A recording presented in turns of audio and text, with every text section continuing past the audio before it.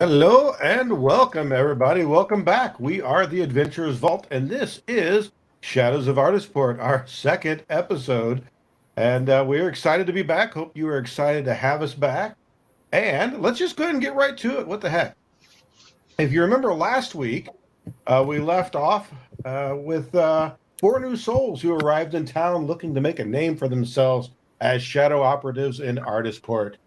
After an unconventional audition, they met the Nettie brothers, some low-level fixers and deal brokers. And as luck would have it, they were in need of a new crew.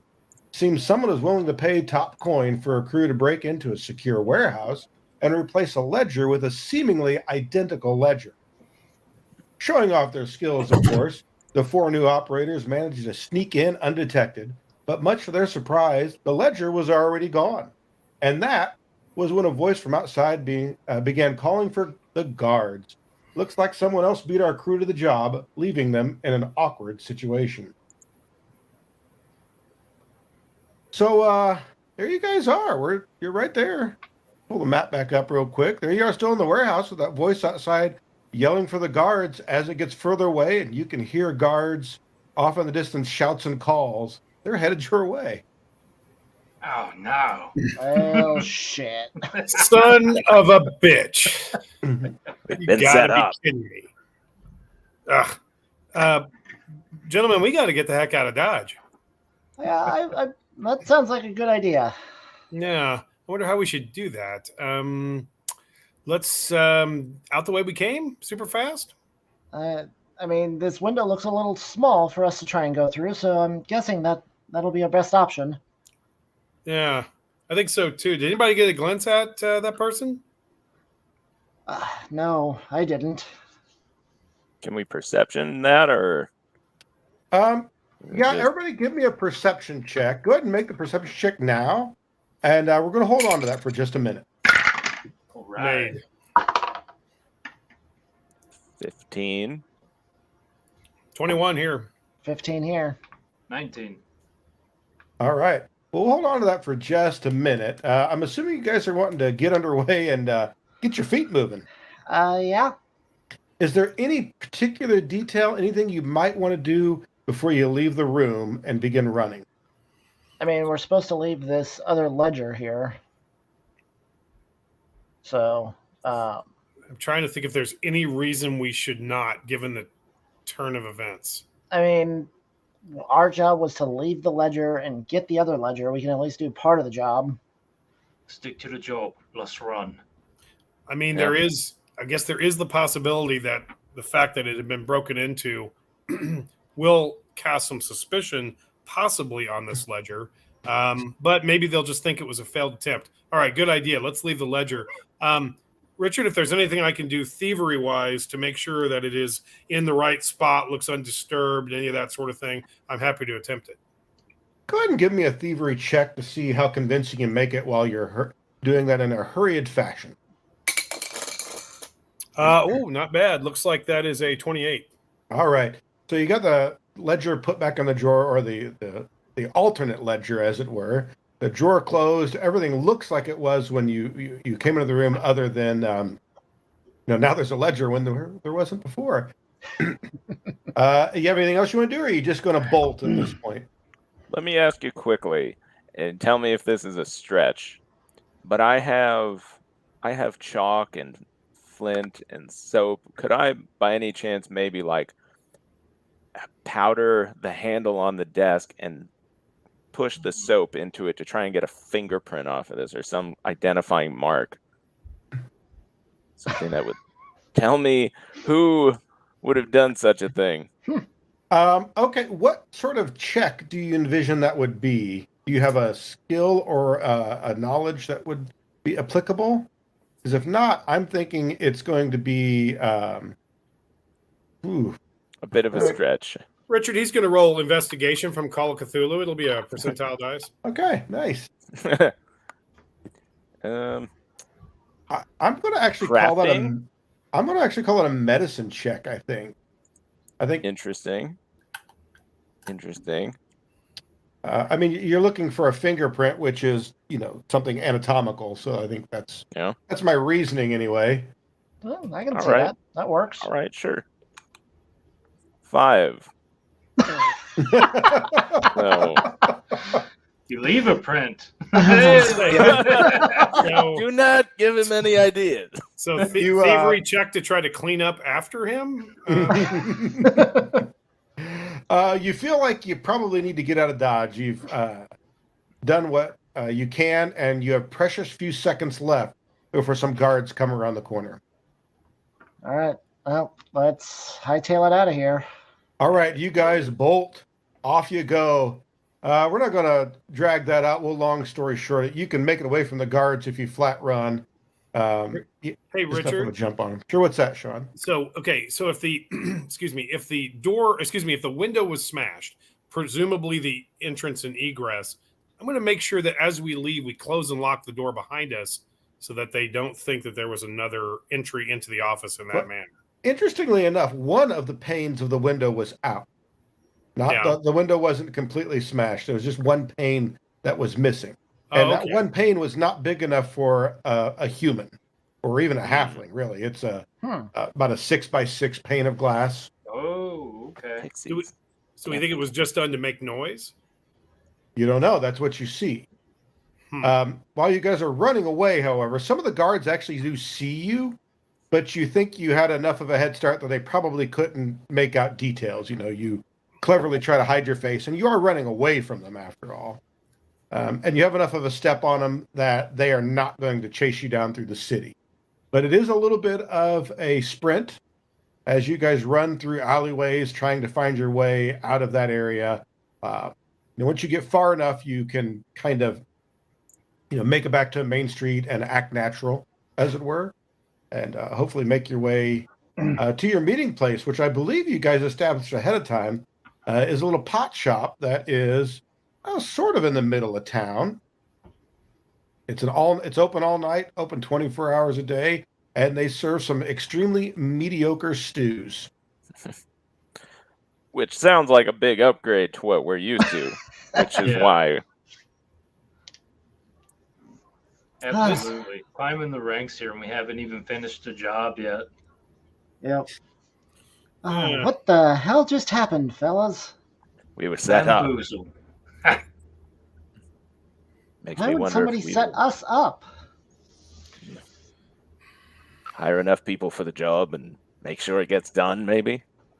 That very well could be. Clearly, I wonder if it's it couldn't be targeted at us. I mean, clearly there's something going on here. That's the reason why we would be replacing that ledger. And so the question is, who would want to disrupt that? It sounds like we got 3 parties involved. I mean, we got our guys who want to, replace the ledger for some beneficial reason, and now we got somebody else who wants to screw it up for us. So the question is, who dislikes our employers and got wind of this? I think it's my interpretation.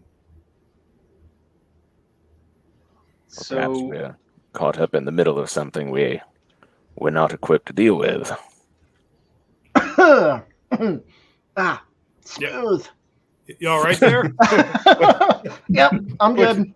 Is that water you were drinking a little harsh or something? Or yeah, water. oh, Ooh. very clear moonshine. you get a plumber in or something. Very clear and very Tastes good. skin, apparently. Yeah. It's refreshing.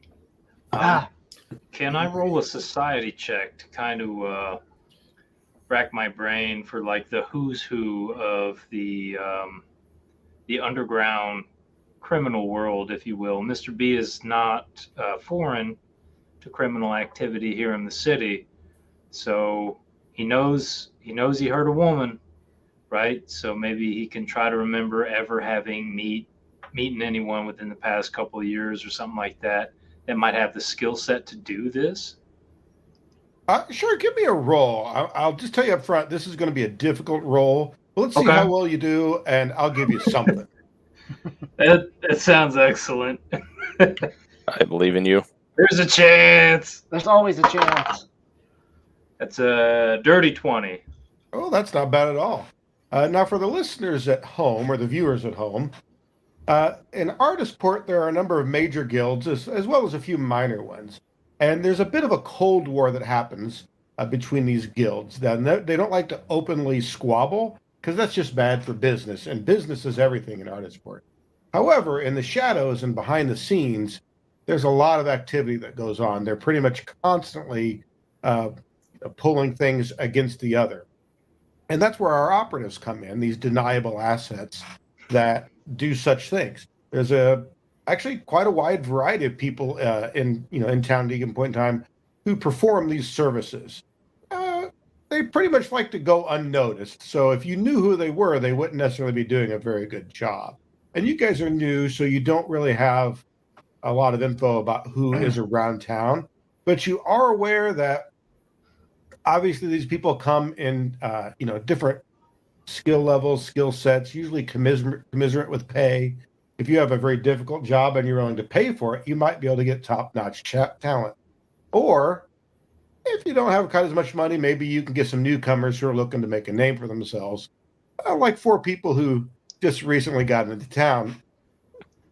Now, the things that stand out to you here with that is that, as far as you could tell, you had no indication that this person pulled off this job anyway, but with anybody else but themselves. You didn't see any scouts or lookouts or any indication. As a matter of fact, any indication that they came in the front door. The only clue you have is that one pane of glass was missing, and obviously so was the ledger. That should narrow down the list of people who might have that level of talent. Because even somebody who can demand more money, well, hey, a job is better than no job, even if this isn't the highest paying one. So if things are a little slow, the higher money people might take a lower job just to keep some money rolling in. And but that's really about all you know. Is this has got to be somebody a little higher up the food chain, not necessarily top notch, but they didn't leave you guys many clues. So this must be somebody with skill and talent. Do you guys think it's worth it that maybe we go back to Ed and Eddie, our employers, and ask, hey, listen, you just fess up. We got half of the job done, but somebody got there before us. Any chance who might be interested in also acquiring this ledger, and that'll maybe help us track it down? I mean, that's always going to be an option.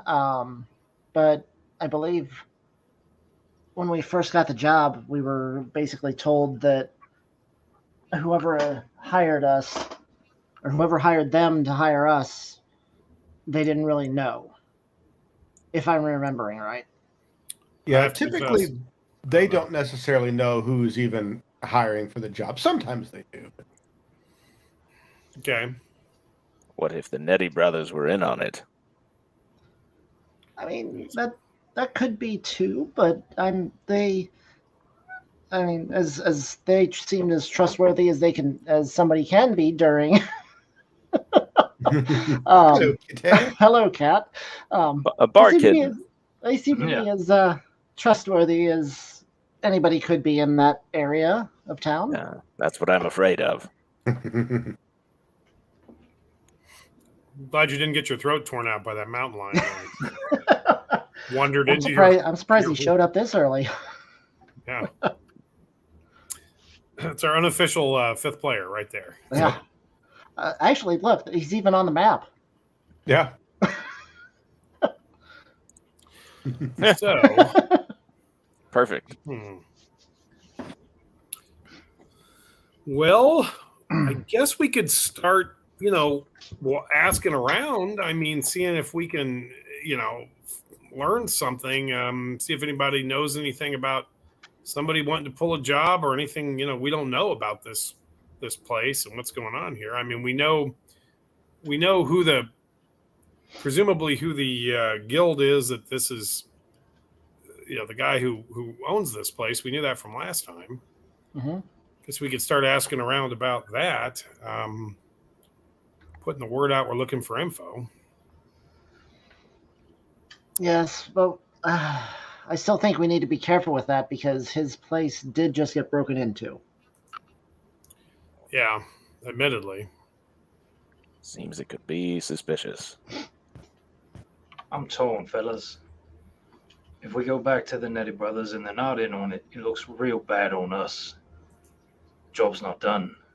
It's a 3-day job. We still have But- 2 days to get it back. Yeah. At the same time, they could have information, but you seem to know more about this area than I do, Mr. B. So what do you think would be best?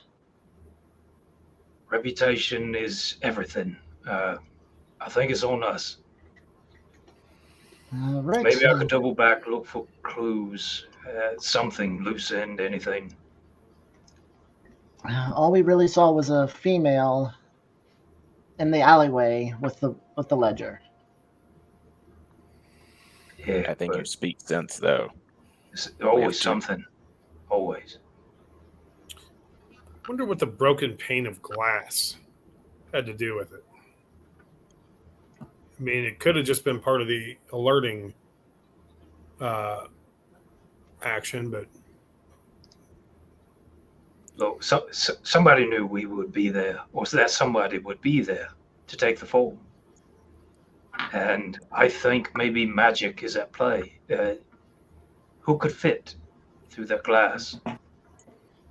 Right? Yeah, that is possible. There are many spells that could be used in something like this to change your shape or shrink yourself down. break the glass and change yourself into like a bird or a bat or something like that. Come inside on change, pick up the ledger and head back out the way you came in. Mm-hmm. So that does make sense. There could be a magical effect. But I think we need to try and figure out more somewhere else. I guess we need to go, like you said, looking for clues and asking around. I guess that's going to be our best bet since we don't want to go back to the Netties.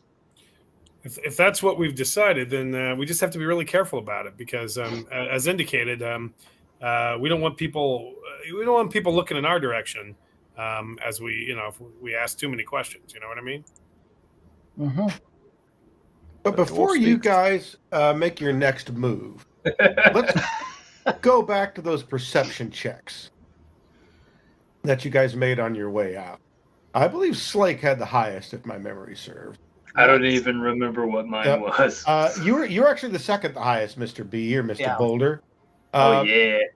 So I'm going to give you each something because Sanad and Elenil, all you guys really noticed is that there was you pretty certain a female human. She was fairly well cloaked, and that's who was in the hallway.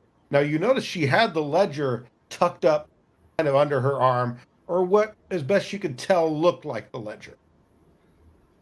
Now, Mr. B, you noticed that she was standing pretty much underneath the window that had the missing pane when that happened. So when you tried to look out the window, you had to look almost straight down. Now, as soon as she started shouting, she had already begun moving and was walking away. But you noticed that that's where she was when she first started shouting. Almost as if she knew the right moment to do it. Wonder if maybe she wasn't waiting for you guys to get all the way into the room first. You don't know, but she was definitely right there. Now, Slake, you're certain, as best as you can be, that the ledger she had in her hands, or kind of tucked up in her arm, matches the one that you had. You're also certain that that ledger is a good-sized book, and there's no way it fit through about a 6x6 pane of glass. However, you did notice that there was what looked to be like maybe, when the glass came out, there's still kind of the wood there is a little bit jagged. You notice fibers, as if something made out of cloth had gotten drug over that window. They were very small and they were very minor and easily missed, but you're pretty certain you saw I'll relay that to everyone. That lends credence to the idea. But there wasn't a color of those fibers, was there? You're pretty certain they were kind of a light gray, which matched the color of the cloak that the individual outside was wearing. That seems to be evidence that she somehow squeezed through this opening, but it would require some sort of magic. I mean, you would have to. Neither she nor the book could fit through that hole.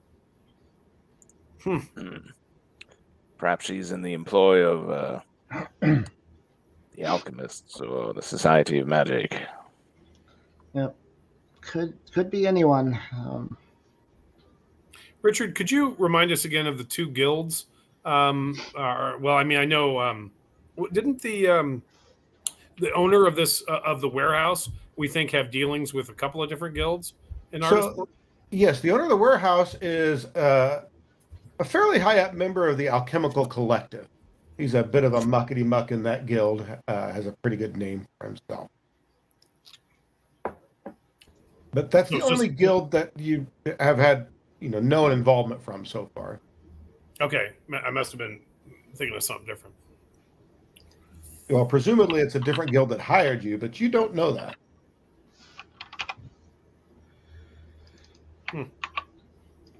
Right. Well, just as that is happening, a young man comes wandering into the pot shop. He's wearing the bag and the badge of the Messengers Union. And sorry, let me back that up a little bit. Yeah, somebody did remind me, we did mention the Cherugians Guild. It was mentioned last episode that the guy who owns the warehouse is supposedly has some dealing with let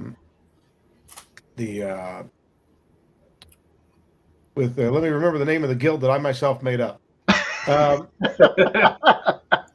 Pop quiz. Didn't see that coming, did you? Maybe another drink there, Richard, to help you remember? Yes.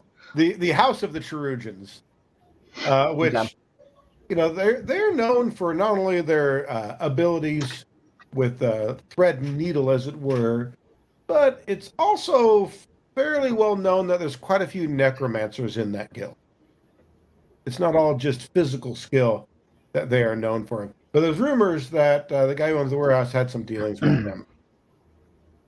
And that is indeed when this young man who is wearing the bag and badge of the Messengers Union kind of wanders into the pot shop, and he's like, "Is that Mr. Boulder? Mr. Boulder? Yeah. Mr. Boulder?" I'm going to wave him over. I'm not going to admit who I am. I'm just going to wave him over. Yes. And you can see him kind of look you head to toe. Yes, you must be the Mr. Boulder. You match the description. I guess it's hard not to. I have a message for you, good person. And he taps his head when he says it, which it indicates that the message has been memorized and not written down. It's a slightly more expensive, but not particularly uncommon service that the guild offers. Okay. How many ears around other than my party members? So you guys, the pot shop here is actually, it's got an indoor area and kind of an outdoor area with an awning. And you guys are on the outdoor area and you're often in the corner by yourself. So there's a few people inside, which is where he came through. But you assume he may have asked for you inside, but outside there's nobody particularly close. Although the street you're on is a fairly busy section, just not this early, because it's wee hours of the morning now. But there are people wandering through every once in a while. Ardisport never really truly sleeps. Go on then, but keep it down. Oh, yes, sir. Your new friend, whom you may call the cat, requests your presence for the morning meal at the Sour Squid. She wishes to discuss a book of mutual interest. End of message. Shall I repeat? All right, so we're going to meet the cat at the Sour Squid. Just make sure I heard that right. Shall I repeat? Yeah. Yeah. Tell all of them. Your new friend, whom you may call the cat, requests your presence for the morning meal at the Sour Squid. She wishes to discuss a book of mutual interest. End of message. Shall I repeat? No, I have gotten the information. Thank you very much. He looks directly at Mr. Boulder as if, is he dismissed? How much data does that hold, Johnny Mnemonic? He's like, good Feel days, free to good forget pussies, all good that. days. Okay. And then he wanders off to, do what the Messengers Guild does. All right. About how long is it till morning meal? You guys took a little while to get over there. You definitely didn't beeline straight for the pot shop. A lot of turning around, cutting back. And you guys were there for a while getting food, having a lot more discussion. So we're going to say it's probably like 4 a.m. You're getting not too far from dawn. Okay. I think we should get there early, don't you, gentlemen? Maybe case the joint first? That would be Yeah. wise. Make sure we get all the exits covered. Yep. I suppose we do intend to hear this person out as opposed to try to collar them right away, right? I mean, if they were able to break in and get the ledger and were waiting for us, I think we might be at a disadvantage even if we did try to jump them. I'm in agreement. I think we should hear him out. That said, just making sure we all had the same plan. Glancing at Mr. Boulder. Hey! What? Why would you glance at me? We should be cautious, but would be wise to hear her out. Mm-hmm. And I Yeah. reach behind the leather armor around my neck. I have a small satchel, just a small little, like the size of a dice bag. And I'll snap it and throw it to Elenil. Mm-hmm. Magic is afoot. Take this. Oh, Charm. yes. Charm. Thank you. We'll keep you safe. You know, speaking of magic, I noticed that you've got some friends, little companions that follow you around. Can they be employed in terms of helping us maybe try to keep an eye on and for the cat? Most likely. Rock has sharp eyes. Good. That's good. Yeah. So I'm going to be really bummed out if we can't complete this job because let's just say I got a couple of people that I might owe some money to, and this would be really handy. And I've already spent, I think, 6 gold pieces on this whole thing, and that's about the 6 I had. All right, real quick, I'm going to pull up because I do actually have. This is the pot shop you guys are at. Oh, hey. I just thought I'd show it to you guys. So you guys are out here under the awnings in this area. Nice. Now, part of the reason I wanted to bring it up is because come back out here. This is in what's called Old Town Circle. As you can see, there's a side street and a cross street here that meet up with some alleyways. And let me pull up the other map here. Sorry, there's a... On the production end, I'm still a little slow.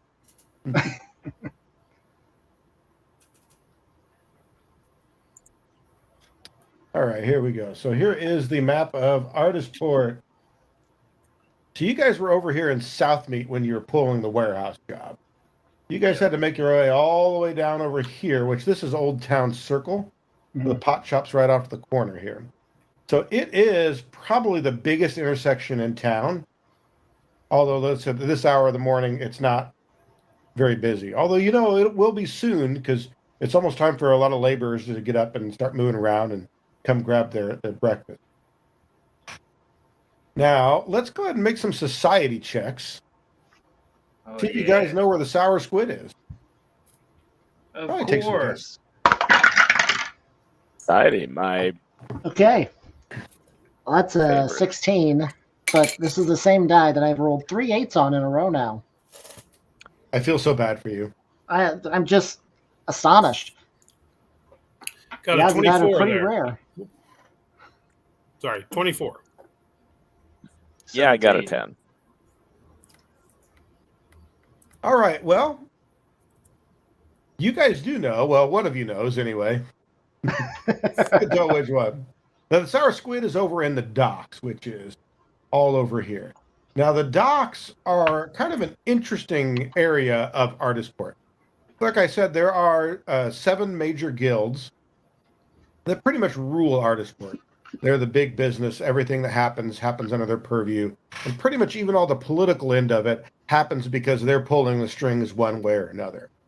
Now, one of those guilds is the Dockworkers Union. And they are the only guild that pretty much has a lock on a district. The docks are theirs. Everybody there is either a member to, or a member of, married to, or a child of somebody in the Dockworkers Union. They're a very tight-knit group of laborers, and they are nobody to be trifled with, although, I mean, they're not particularly violent. But roaming around the docks on your own, especially this time of day, can be a little iffy. Now, one interesting thing, too, is that the Dockworkers Union, as per the charter, if it comes in or out on a ship, it goes through them. The ships only dock over at the docks. They control the docks. Nobody can take anything on and off a ship unless it's them. They get paid to do it, and they have this locked down 100%. They are the proverbial Teamsters Union at its peak, and most people don't mess with it. Now, however, there is a little spot over here, right about in the docks, where it's technically inside that district. But if you notice this little section out here, all these piers are built out further, so they're actually over the water quite a bit. There's quite a few businesses out there. That's mostly taverns, restaurants, bars, a few shops selling goods and so on and so forth. This little area here is pretty much open to everybody. Not that you can't walk around the docks, not that you can't go in there, but enough people from the city come to this area here that it's not as out of place. It's also a little bit of a spot where you want some wild nightlife. This is where you're going to go. These are the clubs. This is East Side St. Louis. What are you talking about, Richard? I've never been. Wouldn't you? Take that for what you will. For those of you who understand what that means, this is that's what this is. But the sour squid is out there. It's a dockworkers bar. You're aware of that. Beyond that, not very much else. You know it by reputation. It's a bit of a rowdy place, kind of a roadhouse, if you will. A fair amount of bare knuckle brawling goes on there every night. Some of it planned, some of it unplanned. The So smile that's on where you Jake's need to head. face. Smile on Jake's face when you said bare knuckle boxing goes down here. Like, Yeah, we might make some money yet. Yeah, we come to the nicest places, don't we? Just charming spots. Yeah. Should we head in that direction, do you think? Yeah. You know, anybody realize also that the cat knew that this was the meeting spot we'd chosen? It seems like we don't make a move without this person knowing what we're doing. You know, that is a good observation. All right, everybody, hold still. I'm going to cast Detect Magic. I take off Right. my belt. And I was going to say, besides the actual items that I know everybody should have. So now its pants fall down. Yep.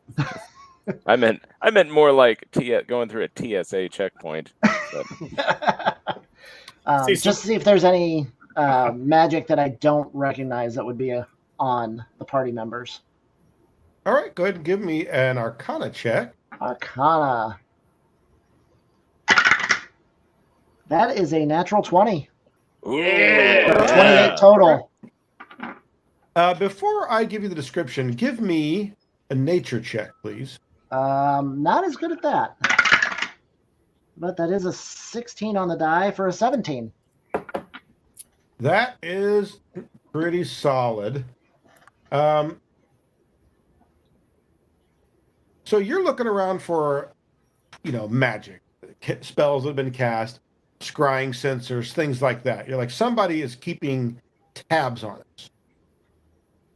So while you're trying to sort that out, because you're not finding anything right away, but you're trying to be very thorough. Nothing jumps out at you. Nothing stands out at you. So you start looking for things that are a little less obvious, things that are, more subtle, as it were. That's when you notice something that probably should have noticed sooner. Just as you see a little critter over on the edge of the roof scurry away. And you think you see some residual magics from where the critter was sitting. It's some sort of almost maybe like a gecko or a skink, a small lizard or something. It's difficult enough to notice anyway, but had you not been really fine-tuning in around the area, you probably would have missed it. And you wonder. You just wonder. I was going to say, does that sound something like Sanad has done? Possibly. Do I recognize that? Like it'd be a familiar who can keep tabs on us and can have the... You don't think so? Okay. You've seen familiars enough, and you've seen his familiar, and heck, you even have a familiar. But they look different. They're not, they are magical creatures per se, but they tend to not leave, say, like magical residue the way a spell would. Okay. So you feel there's a spell involved, but that's about all you're going to get, and even with an at 20. Yeah, that's perfectly fine. That's perfectly fine. Do you share that? No, I keep it all to myself. Great. This is going well. The cohesion of our team. We're gelling. No, I will actually. Yeah, I will mention it. Don't have a chance to point it out as it got away a little too quickly, but I will. Like, basically, as soon as you start looking, it just skitters off. But I will mention that we've had there's been a creature following us. It doesn't appear to be a familiar, but there is something keeping tabs on us and watching where we're going. Perhaps. I don't know anything about, magic, but I mean, I've heard stories of witches that turn into creatures, or wizards can do that, a dragon or a dinosaur, or even druids, don't they say they can turn into bears and stuff? Yeah, I mean, yes. There are many stories about shape-shifting in the magics. And as you see Elenil start talking about this, his eyes kind of light up because he's talking about just magic in general. And we'll give you a very thorough description of how druids wild shape.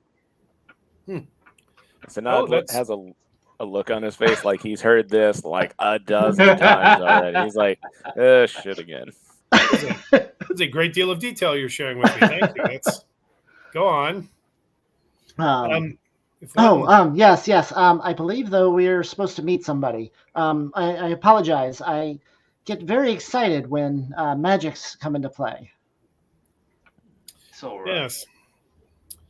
It's almost breakfast time. By the way, if you go to the Sour Squid, and you order, stay away from the tuna omelet. It is not as good as it sounds. I just want you to know that. So is that the plan? We headed to the Sour Squid and staying away from the tuna omelet. Sounds good to me. All right, the Sour Squid, on all accounts. It is easy enough to find. Now, as you get towards the docks in that area, it's a little busier there. Essentially, you have 3 types of dock workers roaming around this area at this time of day. There are the dock workers who decide they need to knock over a pint or 2 before they begin working for the day. There are the dock workers that are still out there working because they never really stop. There is a night shift. Ships come in and out, a lot of goods to move, so there are some that work all night long.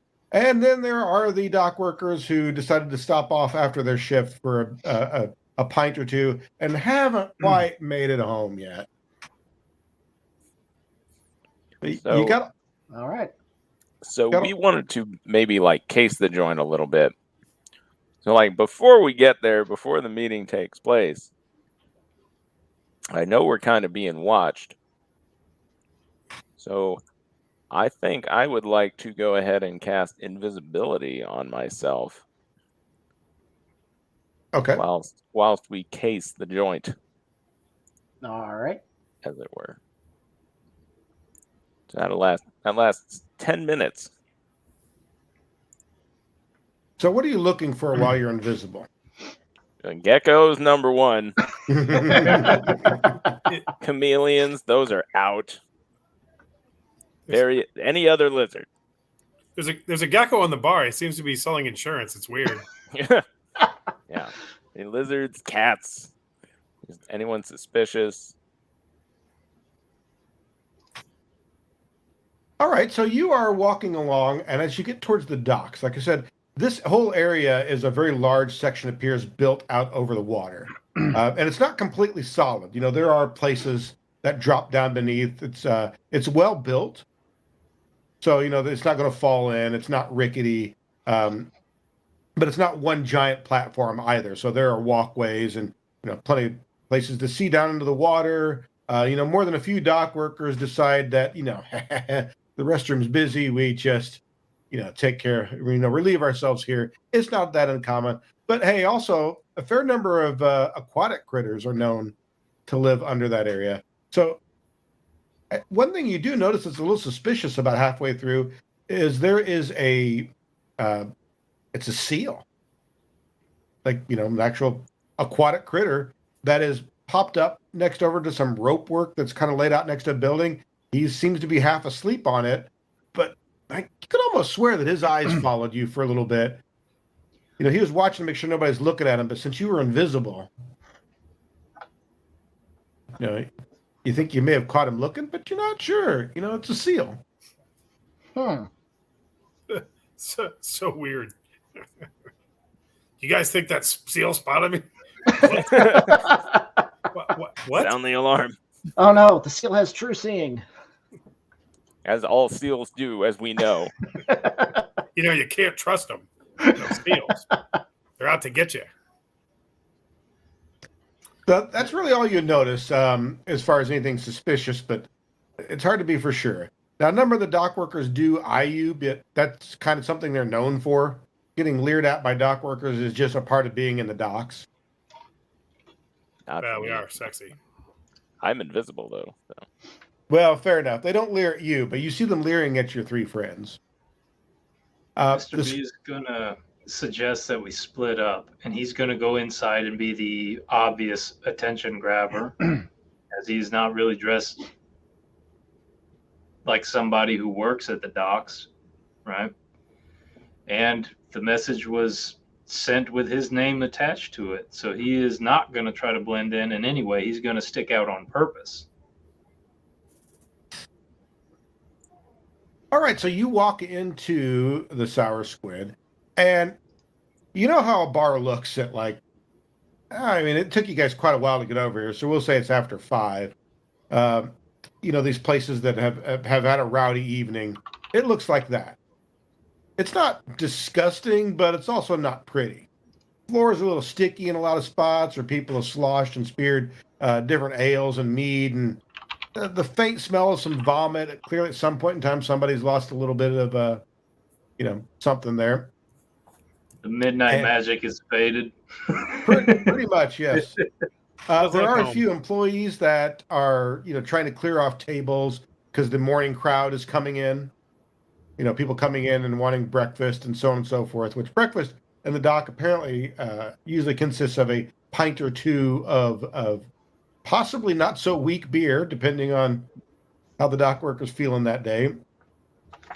But really nothing looks out of the ordinary here. A few obvious drunks left over from the night before. But that's about it. Well, should we get a table? I guess try to find one that's you know, our arms don't adhere to whenever we put them on there. Actually, the bartender, Mr. B, after a moment, looks at you, kind of gives you that quizzical look, nods, and he points at a table over on the side. That's the table I choose, then. You notice it has plenty of room for the 4 of you and maybe more. Okay.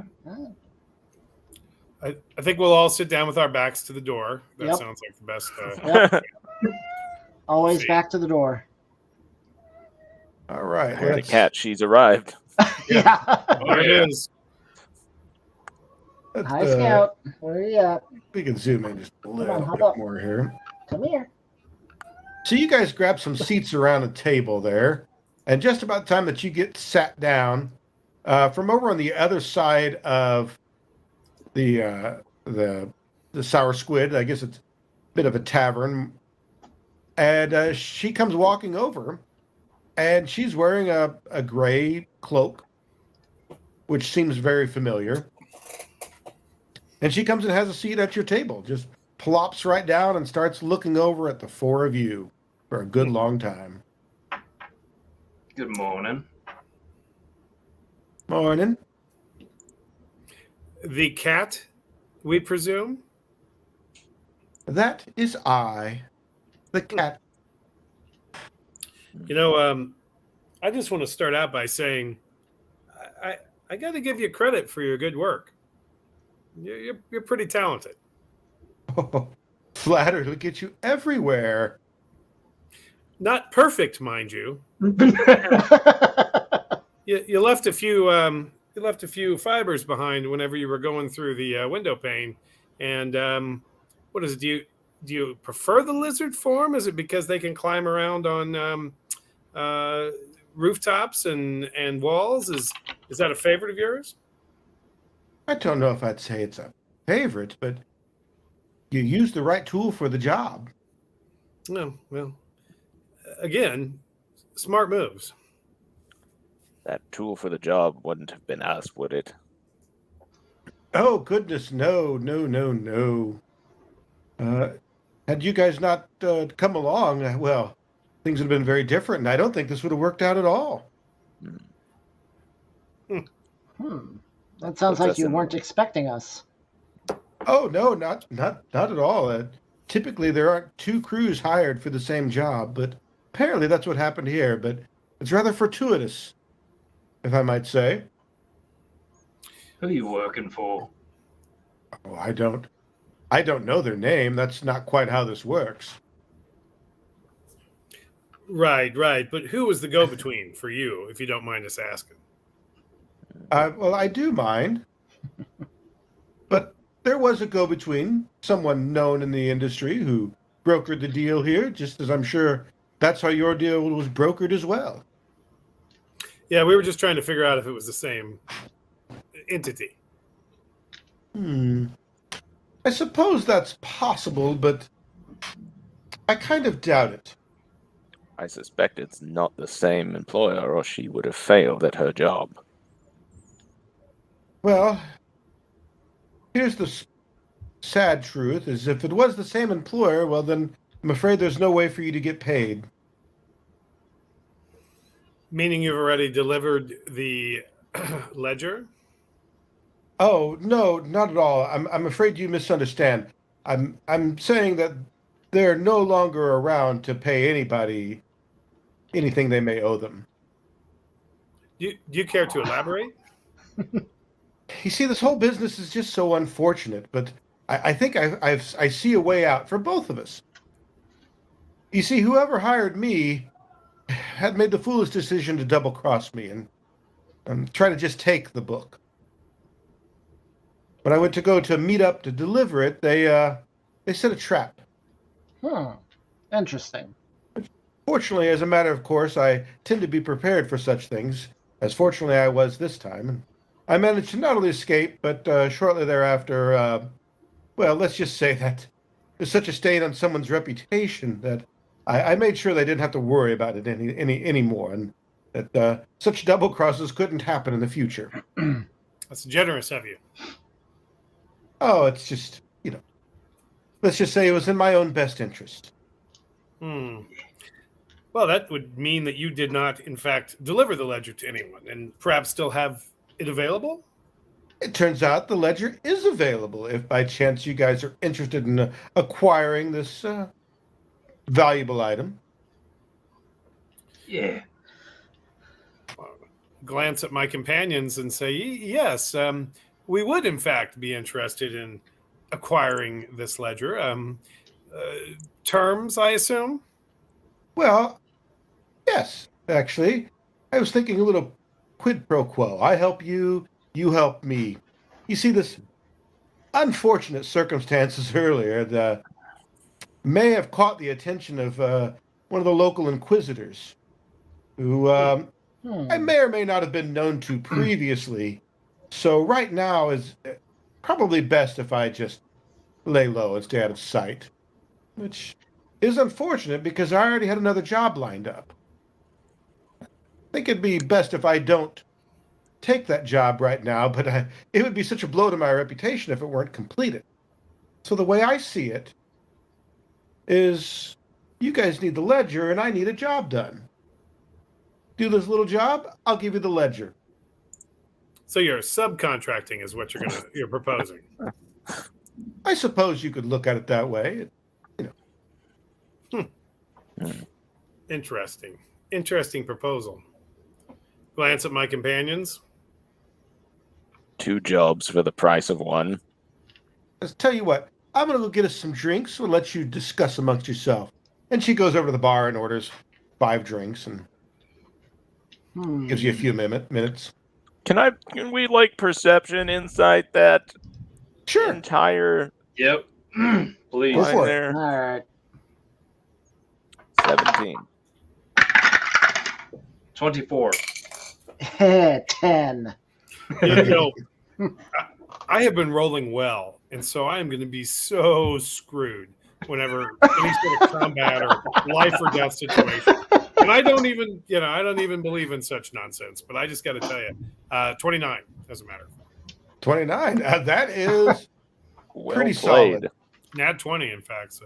Oh wow. Okay, so nat 20. I got to give you something for that. Little something extra. Yeah. Please do. You don't feel that anything she told you was a lie. You are fairly certain that she's being very careful and cautious with her words. But you also know that she is being very careful and cautious with you guys as well. You're an unknown entity, and she's treating you as such. However, you have every reason to believe that, she does in fact need a way out. And this could very well be it. And that, Slake, you get that. Nobody else gets all of that. Everybody else, you're just like, well, I mean, I got nothing one way or another. But Slake, something in the way that she said it kind of appealed to your nature, your life experience, your having been a bit of a ne'er-do-well yourself from time to time. You I understand don't know that where you're getting sometimes at. you have to be creative to get yourself out of a difficult situation. Yeah. Well, I'll lean into my companions and say, listen, I got a feeling about this one. I detected just the slightest bit. I mean, she hides it well. The slightest bit of worry, concern, if you will. I think she's being legit about this. Being legit about ultimately an unlegitimate thing. But the point is, I think she's telling the truth. I think she's in a bind, needs this other job done, and might be a little concerned about not being able to have gotten a payday for the job that she just tried to complete. So it's odd for me to use the term, but I think we can trust her, at least as far as how this is set up. How do we even know she has the ledger still? I just got a feeling. Well, I mean, so far from what I've seen, Slake's feelings have been pretty good, so. Proof's better than feelings. I agree. You're too trusting, the both of you. I wouldn't call it I mean- trust. I'd call it insight. Sorry to interrupt. That's okay. I was about to say the same thing. I mean, I tend to see the good in people more so than others. Well, I wouldn't go that far, but I'm just saying I detect the note of desperation in her. Not desperation. That's strong, but she's got to scramble a little bit to make the best out of the situation. I've been there myself. You owe a couple of people, something doesn't work right. You got to choose who you pay off, who slips in the canal, that sort of thing. We've all been there. I mean, That's about that time that she comes back over. She's got 5 mugs She passes them around. She has a little tray that has looks like a honey biscuit on it. A little, like a breakfast biscuit, maybe. She grabs one and starts to nibble on it while she goes to drink her. Do you guys partake? Saucer of milk, maybe? Or... Yeah, I take one of the drinks and start drinking. It's a halfway decent mead. It's what you might call a fortified mead. It's got, think of something like a Madeira. It's got a little something else in it. But, good hearty breakfast drink. So, how do you... Never mind. I see like I act like I'm going to say something, but you know what? Slake is thinking, I feel that she's being on the upright. I don't think this is, as I've indicated to the party. I'll glance at Sanad. It's like, and Mr. B. It's if you guys have concerns, now's the time to raise them. I won't say that, but that's the look I give them. How much you know about me?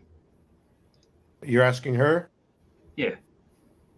Oh, not very much. Your address is distinct enough that I'm aware of your existence, but that's really about it. I got your name from some people in town, friends of mine. Well, you might like to know that I keep the deals I make. Sometimes it sets me back, but reputation is everything. I think you'd agree. She nods in agreement. How about I agree to help right now, but you gotta give me the ledger first. Oh, see. Let me finish one deal, and then I will handle yours. Come on. How about I give you proof that I still have the ledger? Proof would be a start. Like, I'm afraid that, while I understand the worried about reputation, I just can't imagine what my reputation would be like if you just simply skipped out on this deal and took the ledger back to your contact and got paid. That would be something, well, it's a risk I'm afraid I cannot take. But if you need proof, I can definitely give you proof that the ledger is still available. No tricks. I won't skip. Let me just tidy up one thing, and then I'll help you. Come on. Let me persuade you. Yeah, she kind of looks at you almost as if you're off. She's like, I'm sorry, but payment will come after the job. That's fairly typical for the industry. But we're a bit far from typical, aren't we? Oh, well, that is true. But even in our business, that would be a bit of a big ask, and well, quite foolhardily on my part. You see, I have a reputation in town, whereas the four of you are relatively new and unknown. So if you had a reputation, I might be willing to trust you, but that's asking a lot. Seems we have much to risk, and you have much to gain. Perhaps you should put some skin in this game. Oh, I do have skin in the game. If this job doesn't get done that I'm needing done, that comes down on me, not you. It's what I get for double booking. It goes against my personal rules, but the money was too good. I couldn't pass it up, and that's usually what gets me in trouble.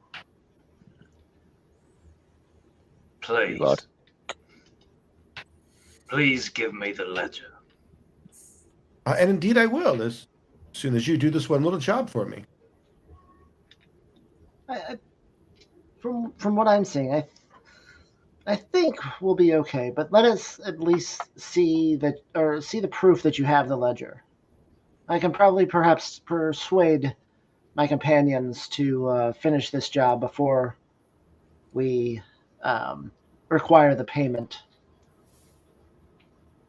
She nods, said, okay. She turns around and makes like a hand sign of some sort you don't quite catch. And then the bartender taps on the back wall, and another employee comes out with a tray, like a normal serving tray, with a little covering over it. Pull the cover back and hold it up for you to see, not straight up, but enough that you can see the ledger. And it kind of brings it close, but not close enough that you guys can reach out and snatch it. Probably still 10, 12 feet away. Well, based off what you told us about the size of that ledger, that's got to be a big tray. I mean, it's a serving tray. It's meant to bring out meals. But I mean, the ledger's probably, what, 18 inches tall, whatever. Think like legal size paper with a good binding. So what is that, 18 by That sounds about right. 10 or something like that. Solid. You guys had the replica that looked exactly the same. Had the metal corners and everything. Very solid piece. Okay.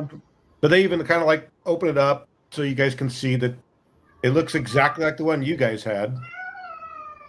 Oh my goodness. Nick's gonna She's get got that. kids. Oh, man. I don't know what is going on, but I'm going to mute myself because Scout seems to be gracing us with his presence from across the room. So there's the ledger, and the waitress kind of heads back with it. So I have it. It's yours when you finish the job. It should be a fairly easy one, I should think. You guys handled the warehouse well enough, so I feel you're perfectly capable. Glad we were able to impress you. What details can you share about this job? Well, I'm going to ask you to agree to the deal first, and then I'll have plenty of details for you. Well, I see it is in our best interest to agree, gentlemen. You're the only one on this job. As far as I know, but I thought I was the only person on the warehouse job, too. I can't say this is a different employer. Like I said, it's the last one. They've decided to retire. But I have no such information. As far as I know, it's just me. I glance at my companions as if to say, let's do it. Fine. We have little choice. All right, then. I believe we will take that job. So what can you tell us about it? Splendid. It's a fairly easy job. And she has like a little box, a little wooden box she brings out, opens up the lid. And you guys look inside, and there are some glass bottles wrapped partially in leather with symbols on it of some sort. It says inside are 6 bottles of different tinctures. And, if you kind of glance in, you notice they do look different. The leather's different, sigils are different, and so on and so forth. The job's pretty simple. There's a shop up on the hill, not all the way up. It's a fairly low-level shop, thank goodness. And you just need to make your way inside undetected and replace these bottles with bottles that you'll find inside that match. Sounds familiar. Oddly similar to a certain job we just tried to do. Like, indeed it does, which I also find suspicious, but that's the job.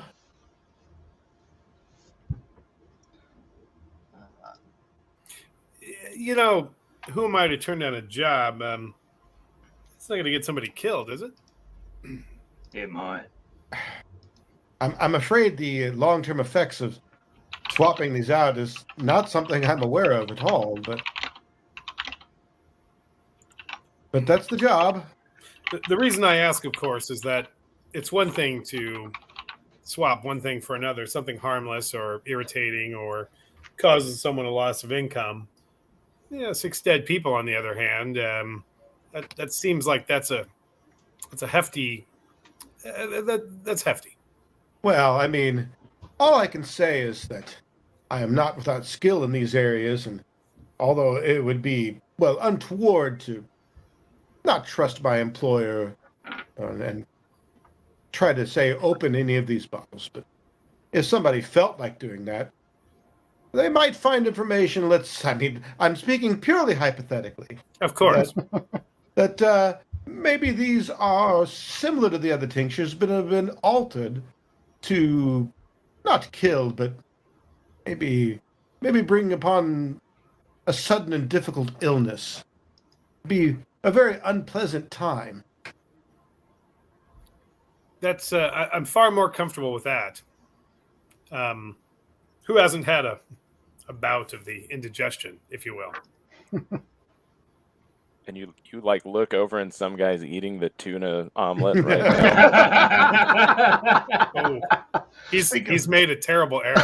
The only thing worse is the biscuits and gravy made with cod. Ooh, Ah, I'd try it though personally. That I would in a heartbeat. Well, okay, and you can give us. Is this a place you're familiar with? This shop that we are to do the replacements? Oh, I'm not familiar with otherwise, although I've been up and down the hill many times, so I've seen it before. But, you know, in prepping for the job, I found out little of use. As far as I can tell, it's standard precautions. The doors are locked. They are magically alarmed, so you'll need to see if you can't do something about that. It's on the hill, so obviously it's got a more of a presence and a little more well guarded.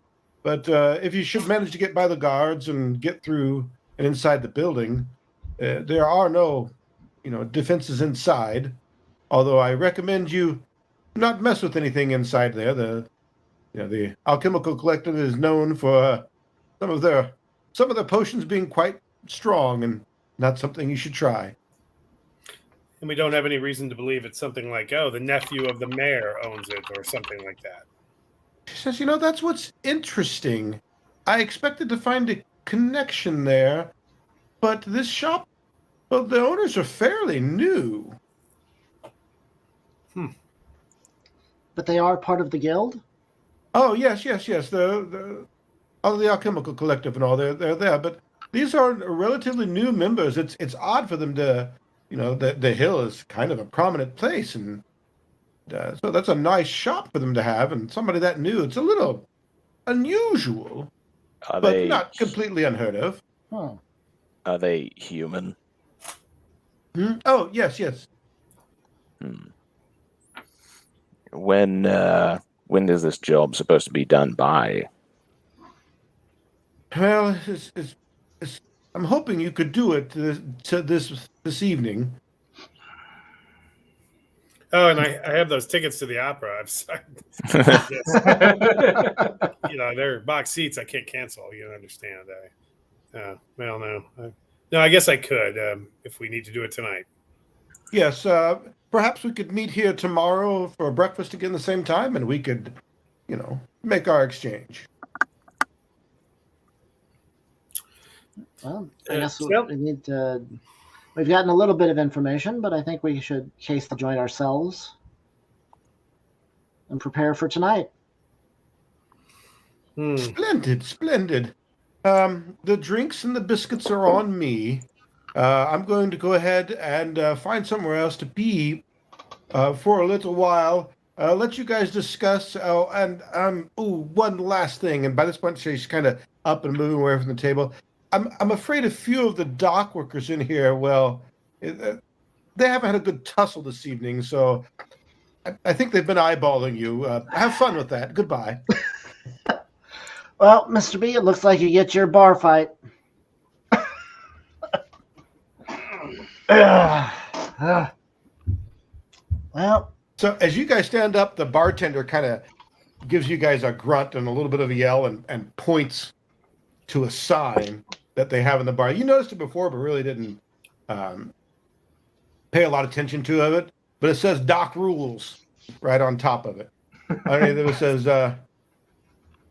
no fighting and eating, drink or get out, buy drinks or shut up, no weapons, always answer a punch, and it's over when they go down. okay. Those are the rules. Well, as you look at Elenel, he's like, well, no weapons. I got my fists. I'm good. You poor sons of bitches. Well, Mr. B is going to put on his working gloves, if you know what I'm saying. I'm sure I have no idea. No rules on there about magic? Didn't read any. I didn't see say it. anything. Sure didn't seem to be. Said no weapons. I think you pretty much mean that they mean for this to be a non-lethal engagement. Can you make magic non-lethal? No. Okay. Nope. Well, Which makes sense, but we'd all I hoped. mean, I've got some stuff that I can do. So with that, there looks like there are 5 individuals who jump up, or don't really jump up, but they kind of get up. They give you a good grin. These are beefy dock workers. They look like they're about to have fun. You know, this is that moment where like, ooh, a tussle. okay. And that is where we're going to roll initiative. But before we do that, how about we take a short break so everybody can refresh their drinks, top off what they've got, and we'll come right back after this, and we're going to have ourselves a good old tavern brawl. Roll some dice in anger. We'll be back in 10 minutes, guys. Stick around. So is it safe to say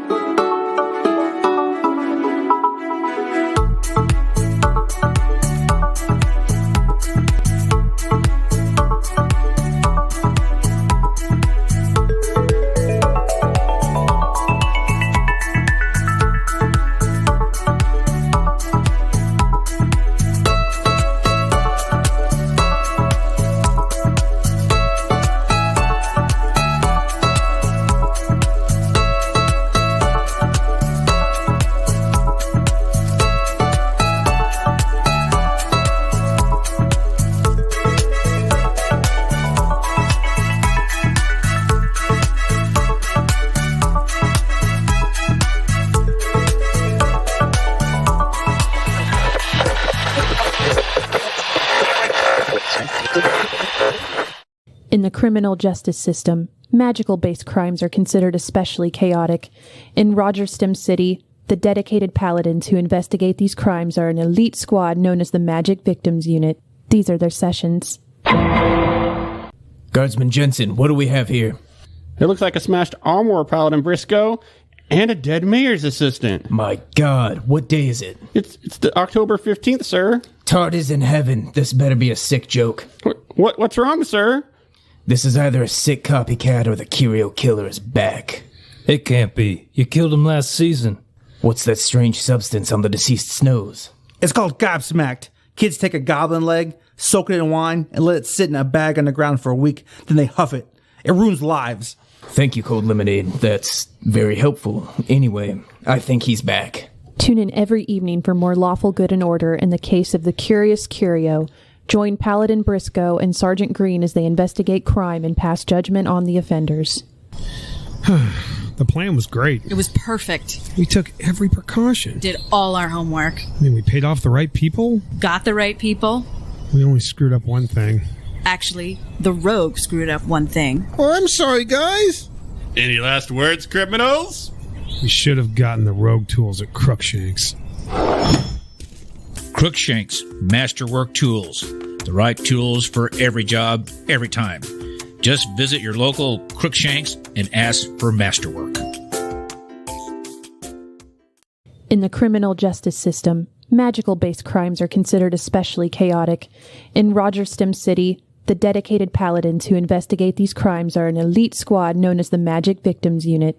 These are their sessions. TARDIS, there's bits of wooden furniture and broken knickknacks everywhere. There's no doubt now. He's back for sure. Get a hold of yourself, guardsman. We're so close to nailing this creep, we just need to figure out what he's after. It's probably kobold. You get it with mixing the flower of the Amberisia plant and an entire kobold, baked into an oven and dried up, then crushed into a fine powder. The junkies have been fiending for it. What in the world does that have to do with this murder investigation? I don't know. Just thought it sounded cool. Tune in every evening for more lawful good and order in the case of the Curious Curio. Join Paladin Briscoe and Sergeant Green as they investigate crime and pass judgment on the offenders. Give me a McGinty's. I'll have a McGinty's. Developed using centuries of dwarven wisdom, distilled in the darkest depths using only the finest grain. Cooled in pure mountain springs and slowly aged in casks of ancient oak, creating a unique fullness and rich flavor that redefines luxury. McGinty's Dwarven Whiskey, for the finer things in life. In the criminal justice system, magical-based crimes are considered especially chaotic. In Rogerstem City, the dedicated paladins who investigate these crimes are an elite squad known as the Magic Victims Unit. These are their sessions. We must be closing in. He's getting sloppy. Left one of his drawers behind. We can run it against the other victims and see if it matches the murder weapons. Good idea. Then let's get some guardsmen canvassing the crafters district. Someone has to be making these curios. What's the sticky substance on the inside? It's called angel dust. It's a high-class drug. Ground up wings from a divine creature. Expensive and hard to find. It destroys families. So the killer must be someone with money. Or access to expensive drugs. Has anyone seen Guardsman Jensen? No. What are you thinking? Tune in every evening for more lawful good and order in the case of the Curious Curio. Join Paladin Briscoe and Sergeant Green as they investigate crime and pass judgment on the offenders.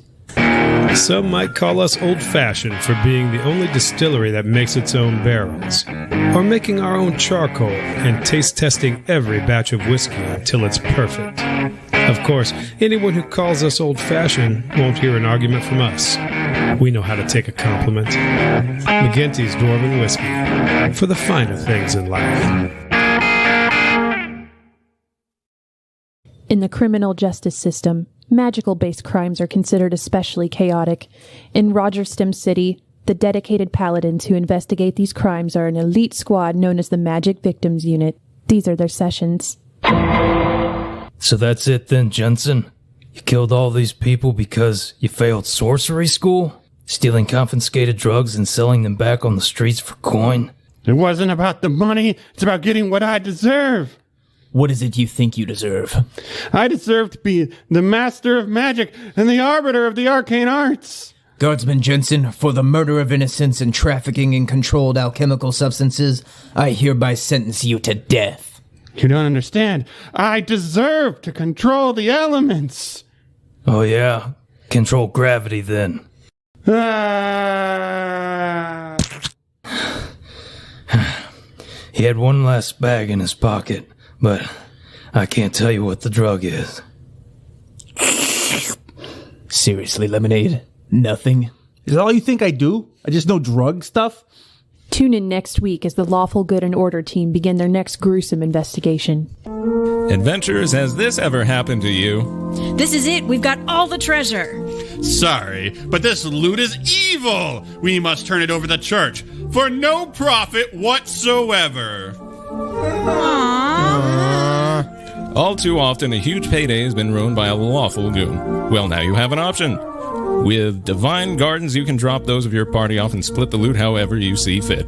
Just bring your good doer to any of our locations, where trained staff are ready to distract. Laugh as they help little old ladies cross the street over and over and over with no choice but to keep doing it. Giggle with delight as they're trapped holding the door for an endless stream of people leaving and entering. Where are all you people going? Your paladin may int his dump score, watch us trap him in a room with no door, or stump him with simple math equations. How can a letter equal a number? Ah! All while you drink and fornicate to your heart's content. So bring your party member down to Divine Gardens. Don't forget we have great deals on season passes. Lawful Good and Order Missing Person Unit. Missing persons? Yes, this is Missing Persons. My wife is missing. Your wife is missing? Yes, my wife is missing. When did you last see her? 4 o'clock? 4 o'clock? 4 o'clock. Where is your broad sending receiver, sir? In the parlor? Have you looked in the parlor, sir? No. She's probably listening to Lawful Good and Order. Lawful Good and Order is on at 4 o'clock? Every weekday. Go check your parlor, sir. I'll wait. Oh, okay.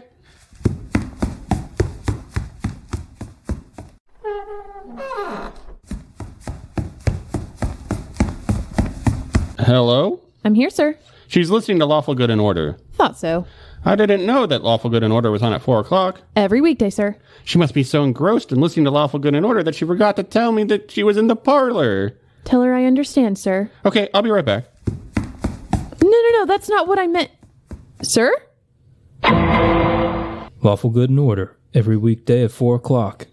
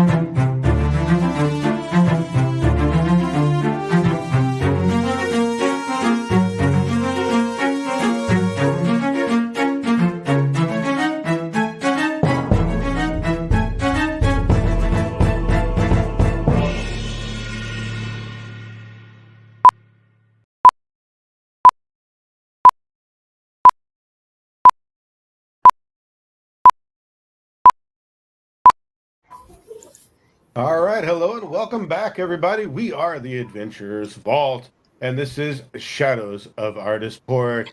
It looks like we're getting ready for what can only be described as a good old-fashioned, bare-knuckled, and maybe a little magic brawl. We're in this. I don't know what you're talking about there. There will be no Magus shenanigans. Now, we are in the Sour Squid.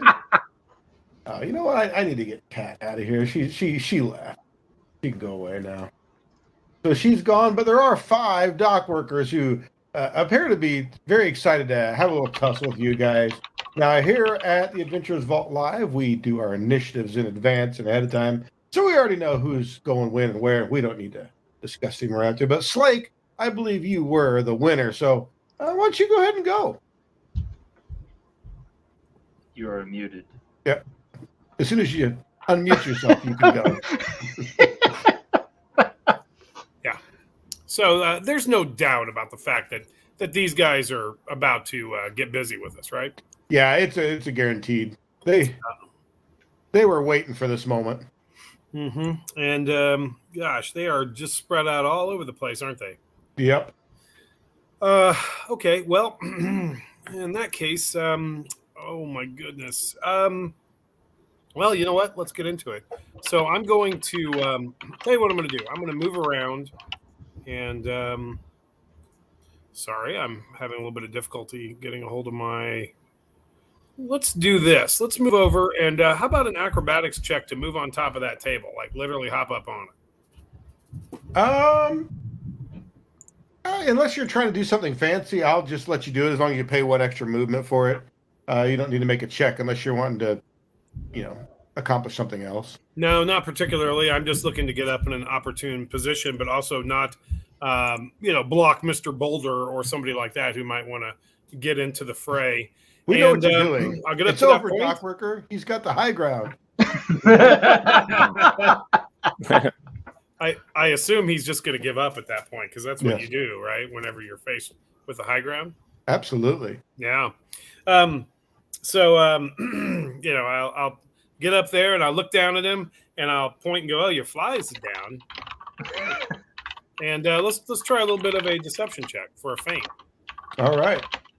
All Let's right, see. here we go. Well, this is when the rolls start going away from me. Well, you called it. 14. 14 is just not quite enough. Yeah. Okay. Well, you know what? Fine. I'm just going to try to punch him. There'll be no fancy. Yeah. Well, gosh, guys. Once again, let me just mention how great that's going. 16. Yeah. And now, if you notice, everybody who's watching, the armor class of the everybody is actually listed after their name on the map. So all the dock workers there have an AC of 18.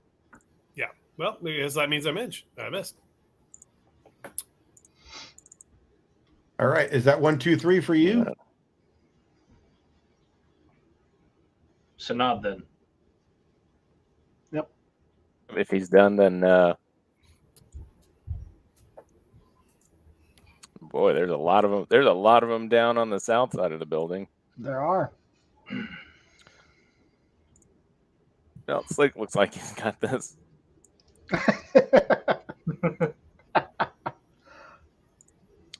So Nod will step forward. And now Richard, since we knew this fight was like coming, and they were, basically ready to attack, could we have perhaps drawn a dueling cloak beforehand, or well, I mean, you knew it was coming, but at the moment you roll initiative, so I'd let you do it for a single action, however. Oh, it's already a single action, but thank you. I am a kind and generous Jed, so. In that case, I will go ahead and I'm going to cast Mirror Image. Ooh. Nice. Yeah. I just kind of look at the three of them down at the south side of this building. And one by one, I just look at them and go, there's more of me than there are of you. And illusory duplicates of me just kind of like swirl in the space, kind of. And let's see. Oh, and I look back at Mr. Boulder. Would you like to join in? Yeah. Oh, yeah. So Mr. B is going to make sure his gloves good and tight. He's going to undo the buttons on his jacket as he walks up. That way, he doesn't have to buy a new one. And he's going to take a wide stance, knocking the bar stools out of the way on his way over. Kind of set up a man-made barricade, if you will. He's going into a mountain stance, kind of up his AC and give him a little more offense as well at the sacrifice of his movement speed. And from there,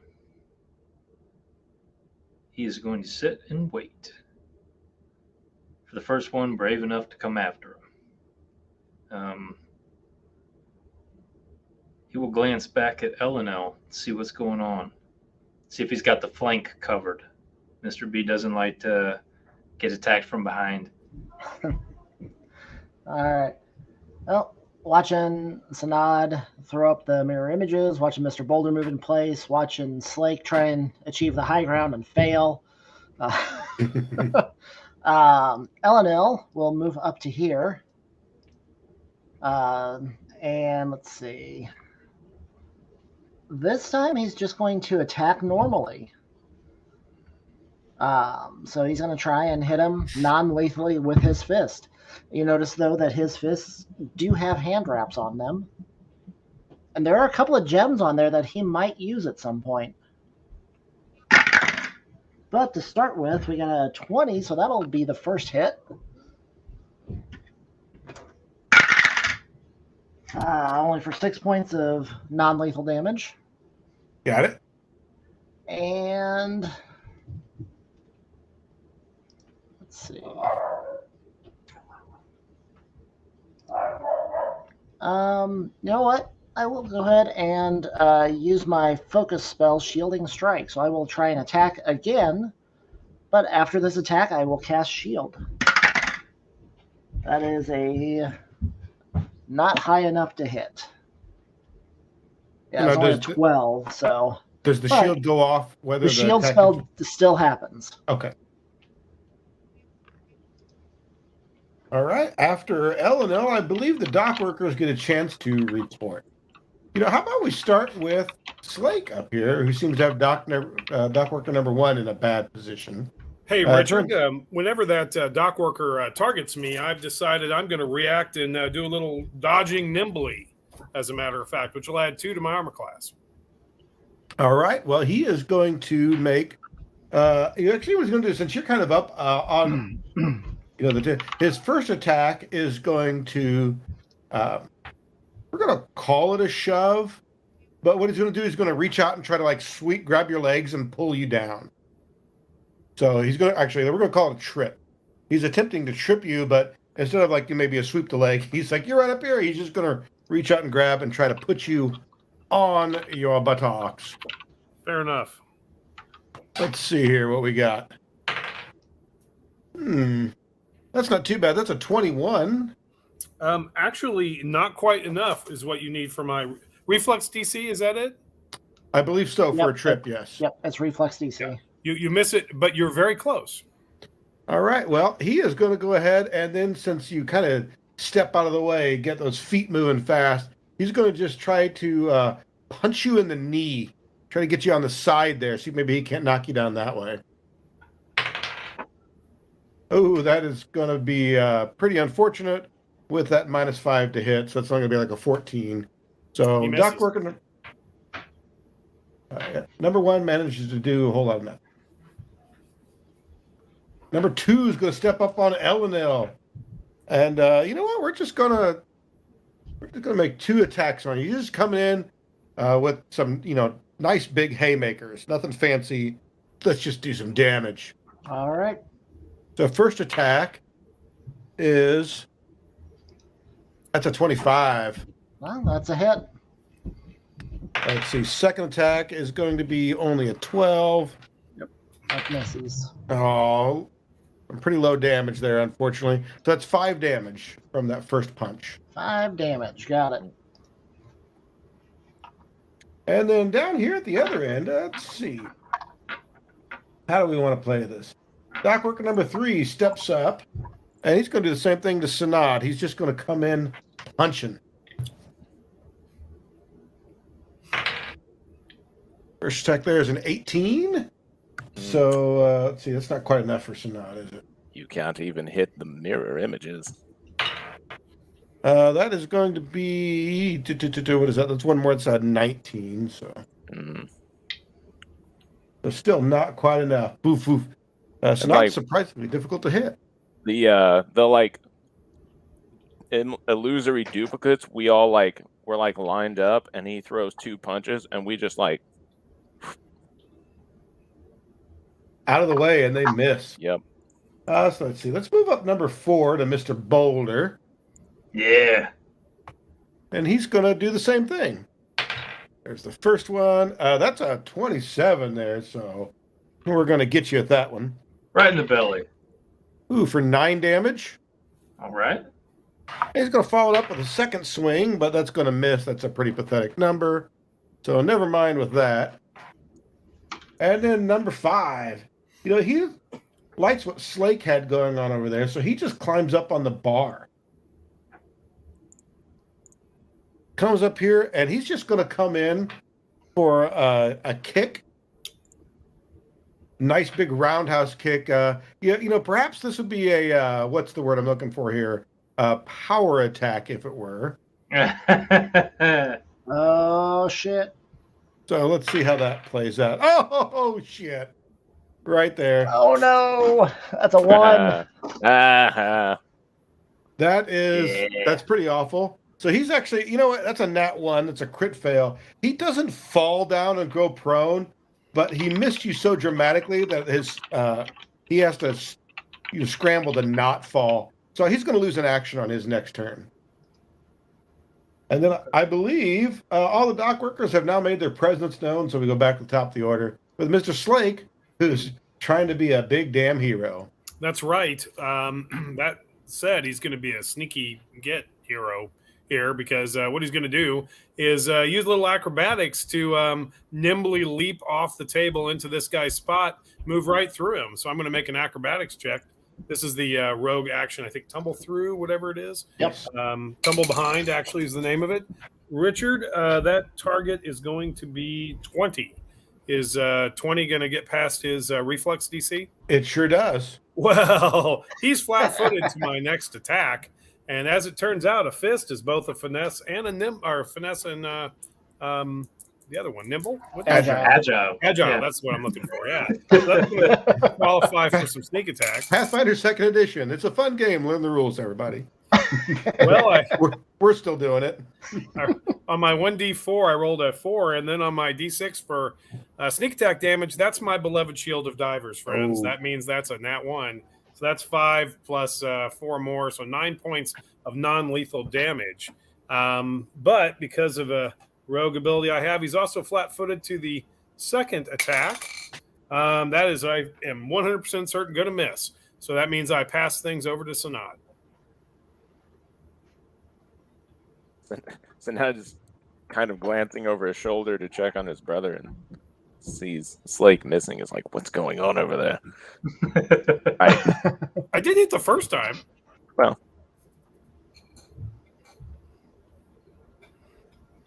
All right. Well, doesn't like that this brute just trying to lay his hands on him. And he looks at him again, just like right in the eyes, and he's like, nice retort, you're not very well spoken. And I'm going to cast Evil Eye, the focus cantrip, and he's going to need to make a will save. Oh, goodness. That is an 18. 18 is a failure, so he's going to be frightened 1. I will undo a clasp on my cloak and drape it around my arm, take a dueling cape in hand, and then with the other hand, I'm just going to bring in a right or a left hook. Just go right for the jaw. Oh, and that is not enough. Thug. The blow lands, the thug just sort of, it just doesn't even impact him. That meathead. And with that, I look at Mr. B and why don't you give it a shot? See if you can break through that thick skull. All right, Mr. B is going to attempt a combat grab, which is a strike, and if it hits, it becomes a grab. Is that the one in the middle you're going after? Yeah, number 4. Okay.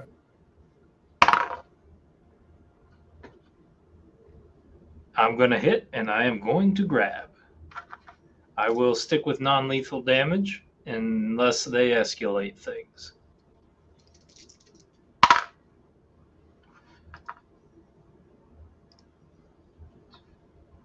Looking at a total of 16 damage. Woo-wee. Dang. You will notice when Mr. B grabs this guy, you can kind of hear his shoulder bone. His grip is so strong that he kind of pops his shoulder out of place, doing a little more damage. There's just so much strength there.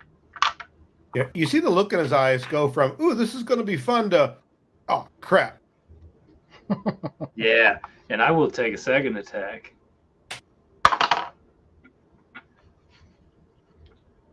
But I'm going to miss. Instead of coming in hard, I feel a little bit bad for him because, like, he has no idea what he's in for. So I'm just going to give that little love tap.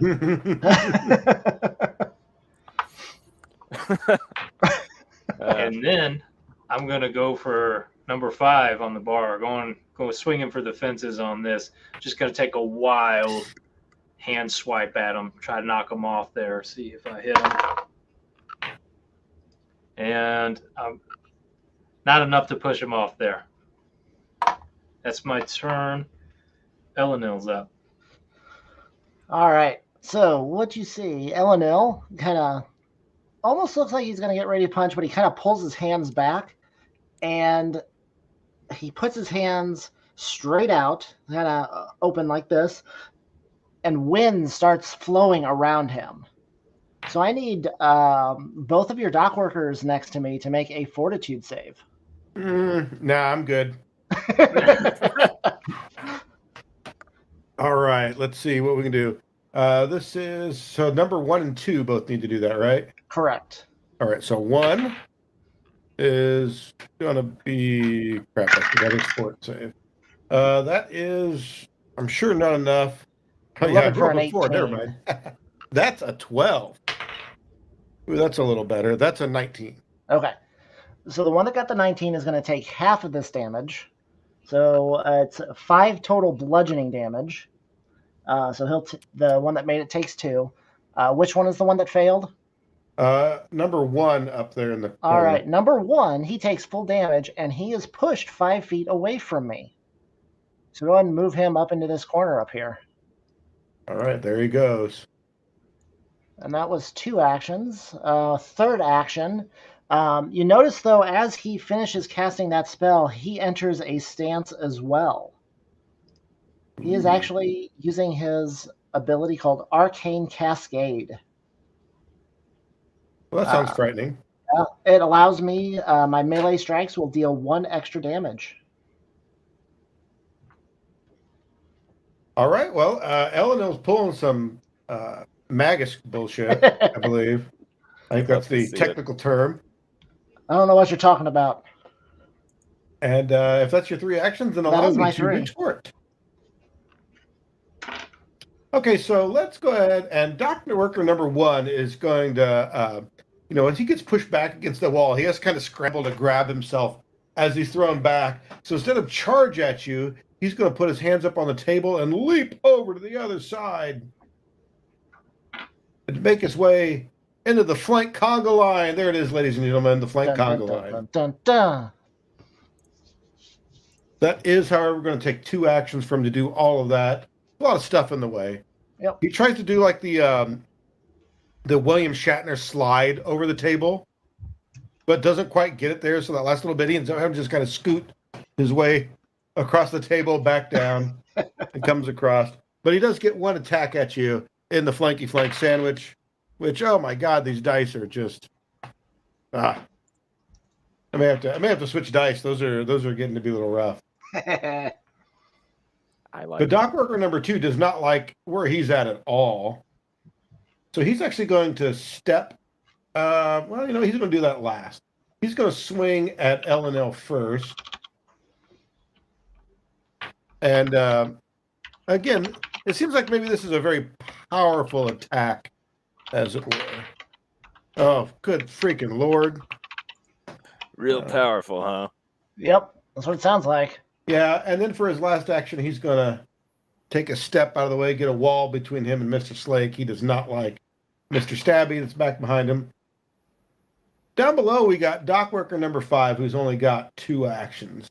However, he's going to slowly start working his way up the bar with 1 of those actions.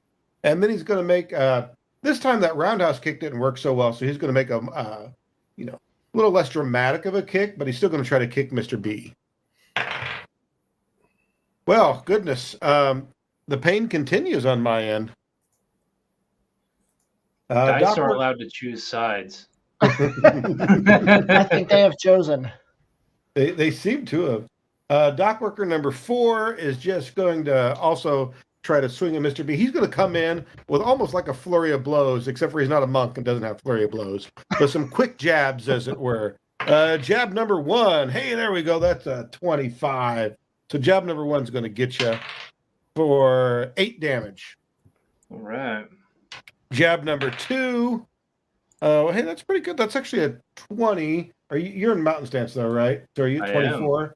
I am 24 AC. All right, then that's not going to be enough. Although, man, that was one of those where like the blow landed, but you managed to stunt the blow, with your positioning.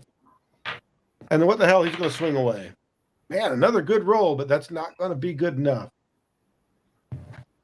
And then let's see, Sanad, you've got dock worker number 3 up on you, and he's going to, you know what? He's feeling lucky.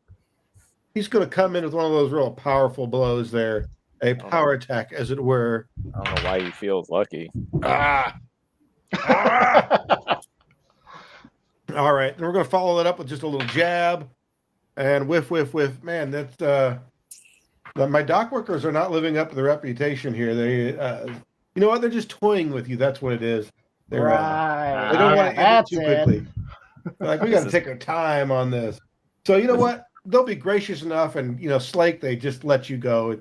Feel free to step in, see what measly little actions you can do. Well, I'm going to make it fancy here. I'm going to actually work my way over to this spot, but I'm going to do it by stepping in here, doing a kind of reverse dodge thing, a somersault onto the table. Then I'm going to slide right through this guy's spot and then around behind him, which is going to require another acrobatics check. Richard, that's a 30. How about that? Let me check here, do the math. Let's see. Carry the 1. Yeah, you made it. Great. You know what? He appears to be in that there flanking position once again. Well, that is a shame. Let's see what we got here. Looks like a 19. I think we said he was 18. Yes. If I'm not mistaken. Great. So that's going to do a little bit of extra damage to him. A little bit of, not bad. Looks like we're talking 13 points of damage, including a little jab in the kidneys there just to keep him honest. And then we're going to follow it up with another one. This time we're going to punch him a little higher up, try to get him an uppercut underneath the chin, but he is just going to miss, as a matter of fact. So it looks like Sanad is going to have to attempt something. Something I will. That one in front of him, who so feebly tried to attack. He first of all going to sustain the evil eye. So he, stays frightened. He can't actually reduce his frightened value below 1 while I'm in line of sight because I'm in his head. And let's see. Let's go ahead and why not? We'll go ahead and make a feint at him. Oh, gracious me. Okay. Not that kind of feigning? Oh, I'm sorry. It's not great. So odd. It's only a 14. Suck it, Trebek. Yeah. So I go low to trick him to dropping his guard and then bring up high, but he doesn't really go for it, but I still bring the fist down. Whoop. Ooh. Yeah. The total on that, it definitely hits. It's not a crit. It's a shame, but... Are you sure?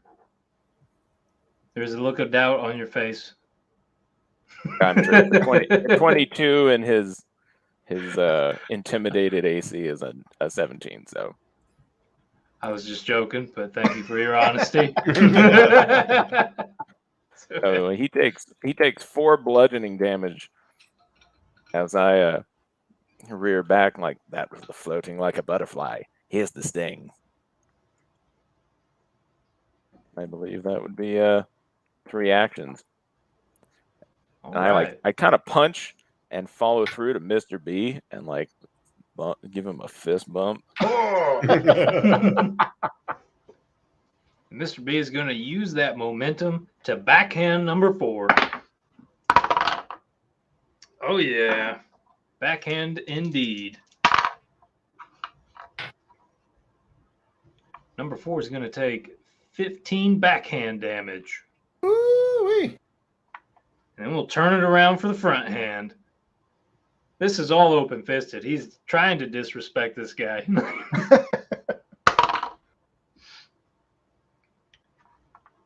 And again, warms him up with another just soft brush to the cheek. Maybe grazes his goatee a little bit. And then tries to headbutt him. And he does. Ooh. It is not a crit, but it is a headbutt. For another 15. Bludgeoning damage. Just big hand, soft hand. Ah! He does the thing where he sees you coming in and he's going to try to like put his head down to block it with the top of his skull, but he doesn't get his head down quick enough. So like it just like blood coming out the side of his nose. It's not quite square up onto his face like it used to be. Oh yeah, that is going to be all the violence I can do in one round. LNL. All right. Well, LNL's getting a little tired of this brawl. So as he gets ready to throw his next punch, you notice he kind of shakes one of his fists and it catches on fire. Uh-oh. So, this fist is on fire. Yep. So we are going to use a spell strike with the first attack. And that is only a 14, so that will miss. Oh, yeah. Even flanked. Let's not burn the bar down. That would be a bad idea. Yeah, well, he misses, so nothing happens. So then he's going to try and follow it up with just a regular punch. And that is that's an 18. So this one will hit. For 9 points of non-lethal bludgeoning damage. Hey, this guy's looking like you've rung his bell. He is definitely, feeling a little woozy. All right, well, that's all for Elenil, so let's see what those dock workers got this time. All right, so dock worker number 2 is going to step back down to bring the flank conga line back into play here. And you know what? He's feeling like he's got you this time. So here comes a very powerful attack. Oh, good.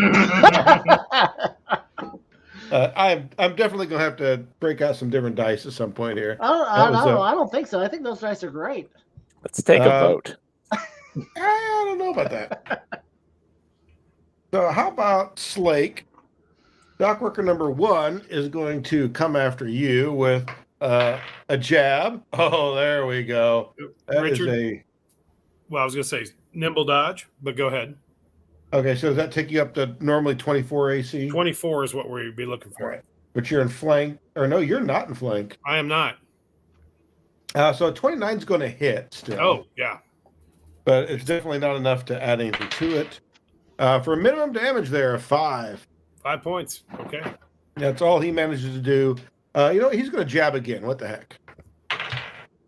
Oh, there we go. Let's see. That would be a 20. 22 is what you're looking for. What's that? 22. That nimble dodge only lasts for 1 attack.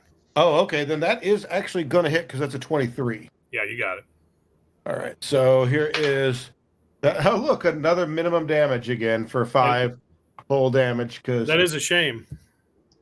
My dice have betrayed me. Then for his third action, he's going to step out of flank because forget that shit. Now down here, dock worker number 5, he saw what you did to his buddy over there and does not like it at all. So he's going to attempt that roundhouse kick one more time.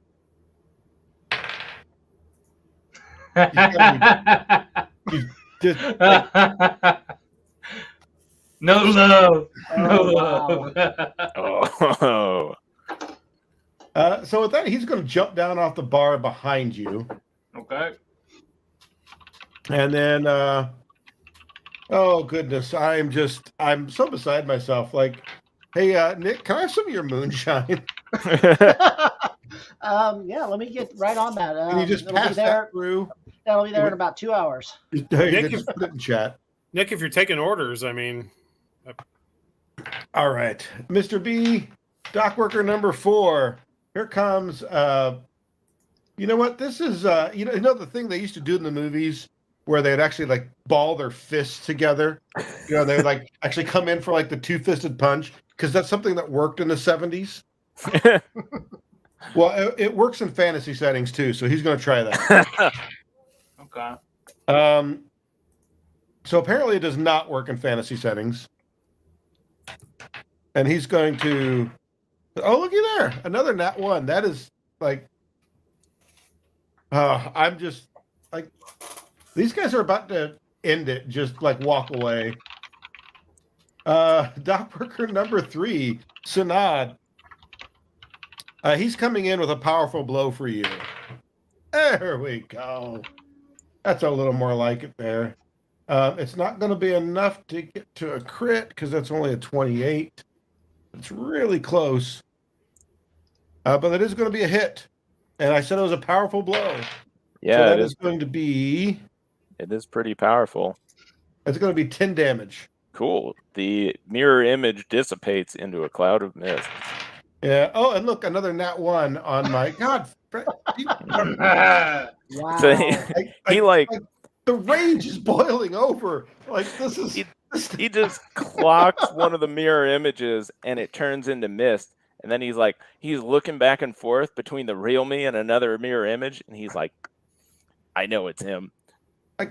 I feel like I'm in one of those ED commercials, where I'm like, this never happens to me. I don't know what to do. I mean, honestly, yes, if you listen to the podcast, Rich does roll quite a few natural 20s, so I don't know what's going on tonight. I don't know why my dice aren't performing up to par. Oh. All right, so you know what? I'm ready for my turn to be over because that was just brutal. So Slake, would you please do something? Just kill these guys. They seem to be completely unable to defend themselves. As a Mr. B style show of disrespect, I just sort of strut into flank right here to nail this guy, and we'll give her a shot here. Oh, well, that's what I get for being cocky because I missed. Let's try again. Hey, a little bit better. That's going to be a hit with a 23. So we'll do a little sneak attack damage in addition to the punch. Going for the spleen this time. Okay, looks like 12 points of non-lethal damage, and that'll wrap it up for me. It looks like Sanad is getting busy down there. Yeah. Before he goes, dock worker number 1 slumps to the floor and crashes under those tables. Yeah, all right. You see that last blow. You clocked him well enough. You see the little birdies flying around his head. Tweet, tweet, tweet, tweet. And he slumps to the ground. Well, that changes things. That helps. Because for a second there, I was like looking back and like, Eleanor's surrounded. You poor bastard. I'm holding my own, kind of. You're doing all right. So I'll kind of like glance over at Mr. B and be like, that one behind you, is he bothering you? Oh, really? Look over at the guy behind Mr. B like he doesn't think much of you. And I'll try and feint the guy in front of me again and sustain the evil eye. Oh, there we go. There we go. That's a grand total for feint of 27. 27, huh? Pretty high. That's reflex though, right? No, I don't think it is. Let's see. Perception DC. Oh, it's perception DC. Yeah. In that case, that is indeed a crit. Oh, yeah. Oh, so he'll be flat-footed against melee attacks from me until the end of my next turn. So that's pretty great. All right, that's 2. So we'll come in with I already tagged him once. And I'll just like follow that momentum through again. After fainting. So he's all fucked up. Ooh, that's not a great roll, but it'll still hit because of all the. Yeah, no, that'll hit by 1 because of me dropping his AC. So that's gonna be 3 points of bludgeoning damage. Pop, pop. All right, every little bit counts. That's right. Then I look over at Mr. B. Mr. B, there's a smile on his face. We're just punching people in the face. He Just the loves two it. of us are just speed bagging this dude. He looks at number 4, dock worker. He's like, oh, it's coming. Yes! Oh, yeah. I called it! Yeah. Whip his ass. You want to see it? No. You want to Show see it to him. No. Show Show it it. to him. Do it. Show him. Just Put give it me on the screen. number. No. People want to see. Oh, it's a 20. It's a 20 is on a- the die. I'm going to take a picture of this, send it to you. I feel the need to prove it since I don't have a dice cam or whatever. All right. You know, I'll proceed with damage. I'm so angry at all of this. That I unleash the fires of hell and make sure that this next week is the hottest week you remember in your whole entire life. Oh, man. 24 points of bludgeoning damage. And that is to number 4? Yes. You know, I really hope you have to ride your motorcycle like 100 to get 110 degree heat this week. I hope like when you stop and you put your foot down on the pavement that it melts the bottom of your shoe. Let the hate flow through. Yes. All right. Jake, tell me what happens. Number 4. How do you do it? Oh. Mr. B he still got him grabbed.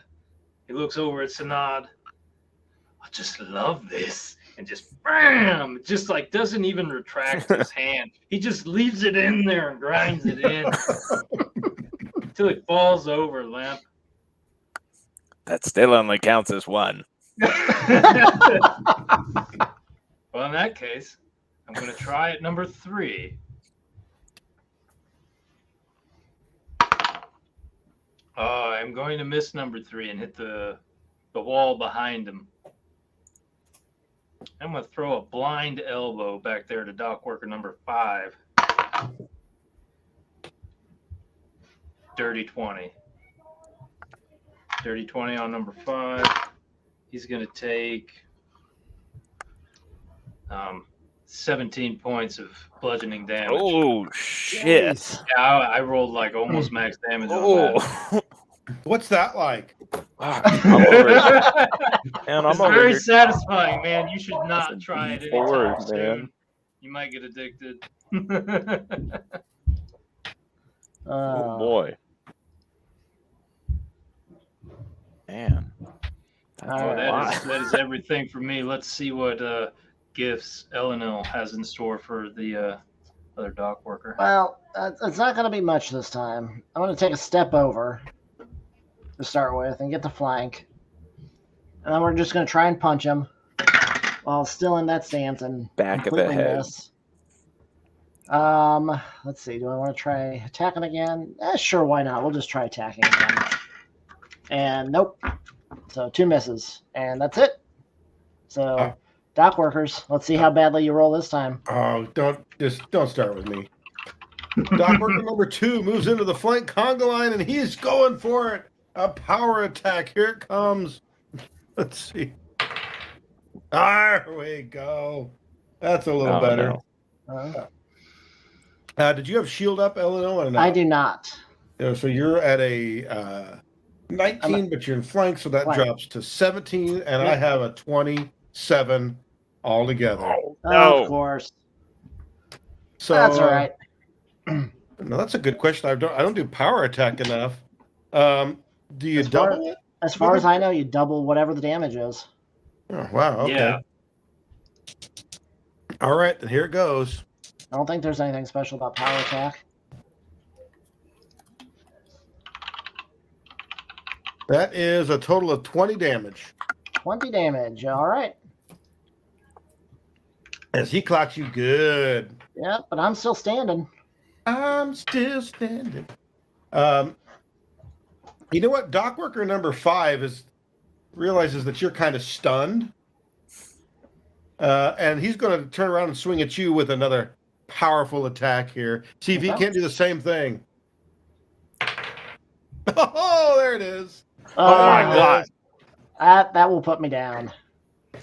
Most likely. Oh, no, I get to roll this shit. If you I'm saying it'll put me down. Yeah, I'd roll it.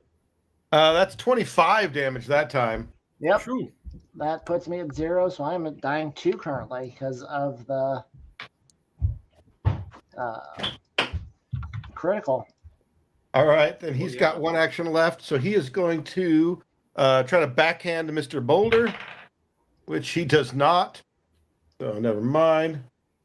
And you know what? This guy here, dock worker number 3, is going to step over in the flank, and he's feeling lucky, so he's going to make a power attack at Mr. Boulder, and that's not going to be enough. He's going to fall a little short there, even though he has you in flank. He's going to miss by 2.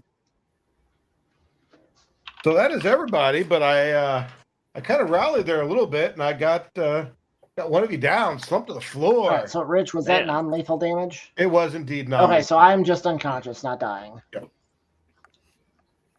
Yeah, these guys aren't playing for keeps. This is just a brawl, but yep. I mean, they were trying to knock you out. Oh, yeah, no, I completely understand. But Slake, you kind of lost your partner there. That is unfortunate, and I do spare him a meaningful glance at the floor before I ignore him and tumble right through this guy, sliding in underneath his legs and popping up on the other side. Let's see how that acrobatics check goes. I have how about a 31, Richard? I'm going to assume that does it. That means he's flat-footed for this next attack, and actually that's going to crit succeed. So, yeah, I don't think it. I don't think it does anything. He is especially confused. Let's just say feels that. good though. Like, oh yeah, like he's totally looking the other way as I punch him in the back of the head heroically. So that is actually a 28. Huh. Which would appear to be double his armor class, if I'm not mistaken. Well, it's not double, but it is 10 over. Well, you're right, not double. I'm sorry, it's 10 plus. So I'm grabbing another die here. So many dice of damage with a very brave donkey punch. Just that's right, buddy. You just take it. Looks like it's going to be a total of 18 points of non-lethal damage for that attack. Was that number 2 or number 5? That was number 2, actually. All right. He did not like that at all. He didn't. Well, he's not going to like this either because I'm also going to follow it up. And because that was a twin feint attack, he is actually flat-footed to this attack. Guess what? That's an 18 on the die 2 times in a row. So that's going to be a 24 total, not enough to make it a critical, but still, perhaps this will ruin his day. Maybe not. Rolled low damage. Only 9 points of damage, non-lethal. That one, by the way, was to the gut. Just a flat-out gut, just around the solar plexus area. He's got a little extra gut, but it still hurt. Mm-hmm. Still up, I'm guessing? Yeah, he is still up. He was relatively unwounded before that. No, well, we'll have to change that. That said, I guess Sanad would probably like to do something roundabout now. Well, I would. I'm not happy as I look over and, the last time I looked over, Eleanor was like, I got this. And I look over and he's just like face down on the ground. I'm like, oh, fuck. I mean, a double crit will do that to you. So he's pissed. So he looks at number 5 and he like whistles and gives him the evil eye. So go ahead and make that will save. You got him in flank too, if I'm not mistaken. Oh, I do. Let's see. What is that? Their will save isn't too bad. That is a 21. Wow, fuck you. Fuck you. Well, still, he's flat-footed, so we're going to have at him with a punch. That's a nat 20. That's a Kraken. Nice. The Krakens are rolling. But particularly against this motherfucker who crossed my brother. It's true. This is narratively very appropriate.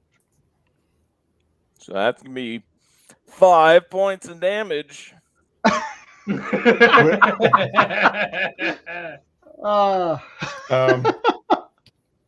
Good job. Next attack. Listen, I'm not a monk. I'm not a magus. I'm just an elf. with a chip on his shoulder, who can't use his dagger or one. Oh shit! that went off the table and like hit the radiator. That is what you get for talking shit right there. Yeah, well, the follow up was a 19 on the die, so that's agile. So with the -4, oh boy, math. It's not I don't think it's a crit. Probably not, since it's your second attack. Yeah, no, it'd be a 28 -4 would be it would have been a crit. But coulda, woulda, shoulda. Definitely a hit. 4 more damage. Max Almost damage as much on as your that. crit. Yeah, well, you know what? Fuck you. Hold on. Oh, wait a second. How are you getting 5 on a crit? I'm just trying to figure this out. 2d4, 1 and 4. Right. Okay, so you're rolling your crit. Okay. So the way I've always been doing it is roll my damage normally and then just double it. Ah. I think that's technically what the rules say, but oops, who am I to judge? That's all right. I mean, you guys do it yourselves. I'm just trying to figure out how he got an odd number on a double number. What is the preferred method, Mr. Game Master? Actually, I thought there was a difference, but I have to look that one up. For now, just do it how you want, and because I thought there was a difference between how spells and melee attacks are done when it comes to that, but I'll want to research it. So for now, just do it however you felt like, and I'll have a decision by next session. Okay. Works for me. Sounds good. Well, with that, he kind of spits on the ground in front of number 5. And then taps Mr. B on the shoulder. Yeah. And they're like, for a second, they're like a little bit shoulder to shoulder, like. Number 3 is about to have a migraine. If he doesn't already, I should say. Oh, yeah. Here comes the first dose of hard knocks. For 8 points of bludgeoning damage. I'm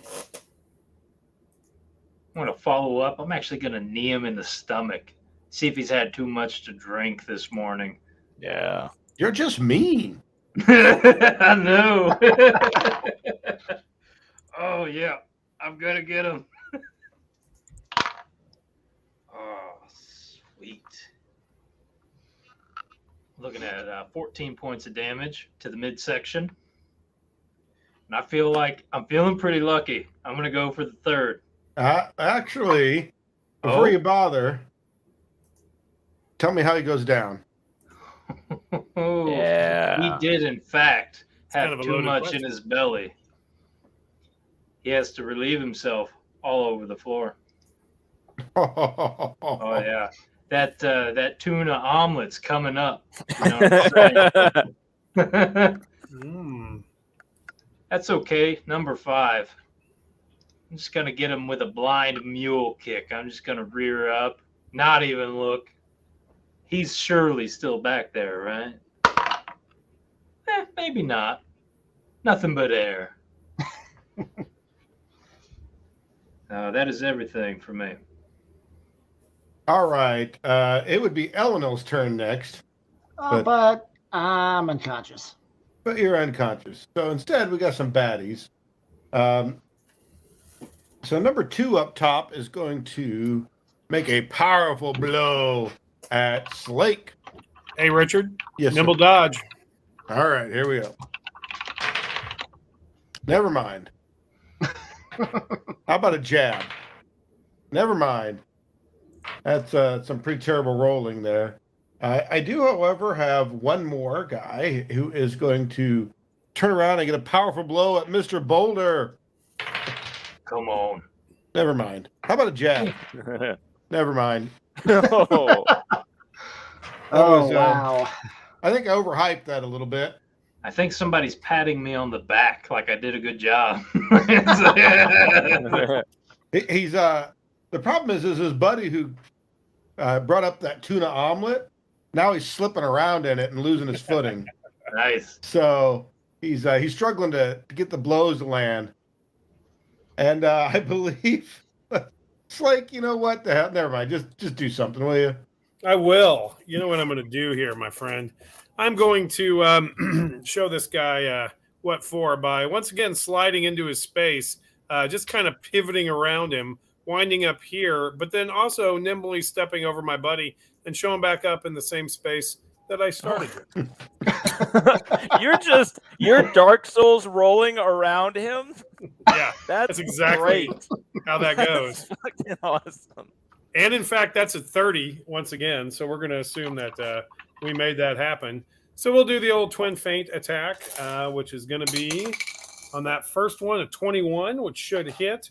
He is flat-footed, so we'll add a little bit of extra damage there. That looks like only a total of 8. He's still up, I'm assuming. He is. So we'll pop him for the next one. Oh, hey, not bad. 20 total. Hit again. He's also flat-footed to this second one because of the effect of the twin feint. Looks like a total of 10 points of non-lethal damage. I give him a little poke on the nose at the end of it. All right, Slake, tell me how he goes down.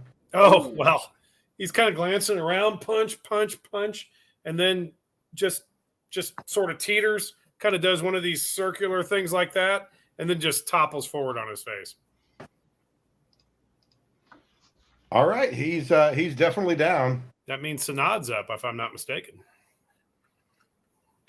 Oh, yeah. Man, this fucking guy right here. Choke slam. So I'm gonna go ahead and for one action, since he fucking made that will save, I'm gonna demoralize him, and I'm gonna go ahead and I've got I've got his blood on my knuckles, and I just wipe it off, and let's see, it's against his will DC, yeah. Oh, it's bad. It's an 11. So never mind on that. He's too stupid to be frightened.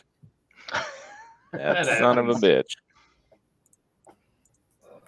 Well, I guess I'm going to go ahead and try and pop. God damn it. All right.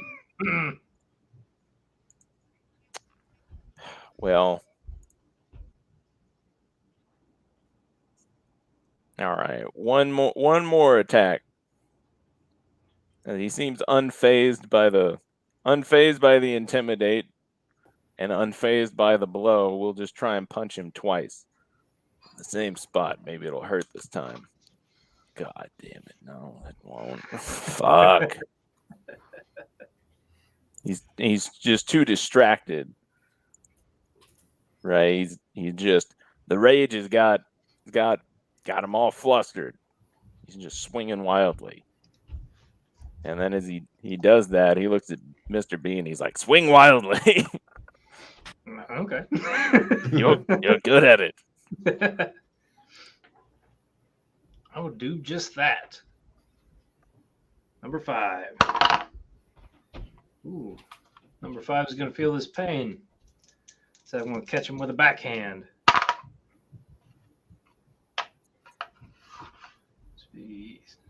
For 19 points of damage. All right, tell me how he goes down. Coming across the side of his face, I just sort of knock him into the side of the bar. And instead of I just hold it there and help him slide all the way down to the floor. And I just sort of kick him over. All right, with the last one crumpled to the floor unconscious, the bar returns to a little bit of normalcy. And by normal, well, honestly, let's face it, the bar fight was pretty normal. As a matter of fact, over in the corner over there, a couple people who were arguing over who was going to win this fight come to blows over their discussion.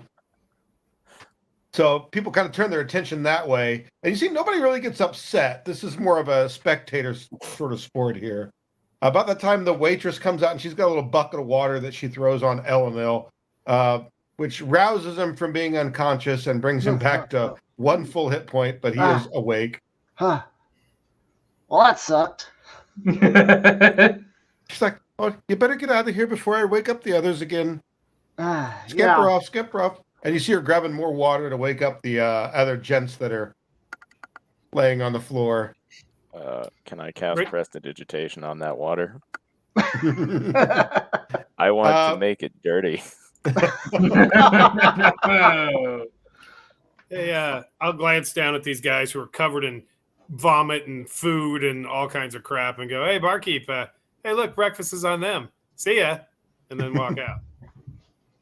And out you guys go, indeed. All right, well, seem to have won the bar fight quite handily. My dice are in timeout now. They've been bad. They know what they've done. I'll print you a dice jail. I should, yes. Actually, that's a great idea. All right, well, you guys seem to be free to make your plans and make your way here. You got any ideas what you want to do next? I'm looking around. I'm like, I think we should rest before doing anything else today, since we were up all night. I am quite spent myself. Not like in an HP standpoint, because these mirror images are pretty bitching. But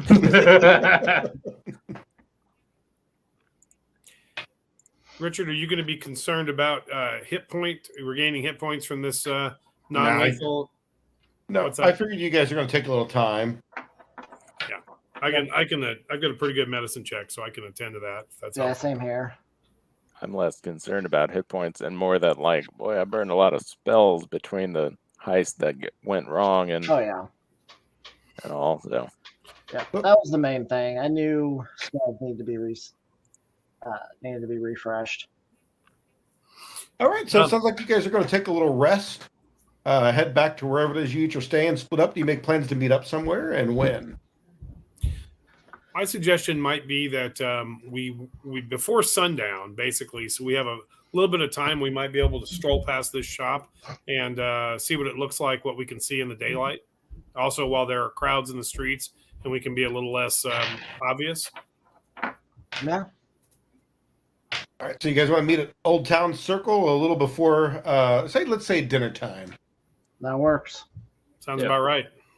Everybody's in agreement. All right, so you guys separate, wander off to your rat holes or wherever you happen to be staying. Hey, you know what, Slake? Let's start with you. Tell me a little bit about where Slake is probably staying, what kind of accommodations he might have, and tell me a little about like what Slake is thinking so far about what's happened and about your companions. Boy, I'll tell you what.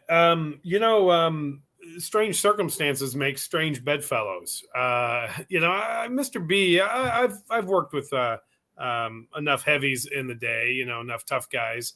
It's not uncommon for them to be part of a crew. But those other two, Elenal and Sanad, I mean, kind of a couple of odd ducks. I mean, I don't know what they're doing looking for this kind of work in the city. It's not that they're not suited for it, and it's not that they're not effective. In fact, Slake is impressed by the performance of all of his companions, but it's just like, really, shouldn't they be out wandering the wastelands or something like that? I mean, what the heck are they doing around here? And so as I make my way to one of my many places that I tend to crash, because for various reasons, Slake finds that it's a good idea to move around a little bit from one location to another, maybe not be found sleeping in the same bed each night. I don't mean that in a sexy way. I mean in a not getting attacked in the middle of the night sort of way. Probably in a loft over at stables tonight or today, as the case may be. But in any case, yeah, this is all strange to Slake. These fellows are odd, although effective. Odd but effective. That's your new group name. Odd but effective. All right. Hey, how about Mr. Boulder? Tell me a little bit about where you're going to be staying, what you're doing, and what is Mr. Boulder thinking of this whole mess that you've gotten yourselves into? Well, while he contemplates that, first thing he's got to do is go to the tailor, pick up his other suit so he can get this one cleaned. From there, he'll probably go back to his hotel room where he's either got a running tab or he paid handsomely up front. Because maybe unlike Slake, I do have a bit of pocket change, if you will. Mr. Boulder is not so much desperate as he is trying to work more for himself these days, going out on his own.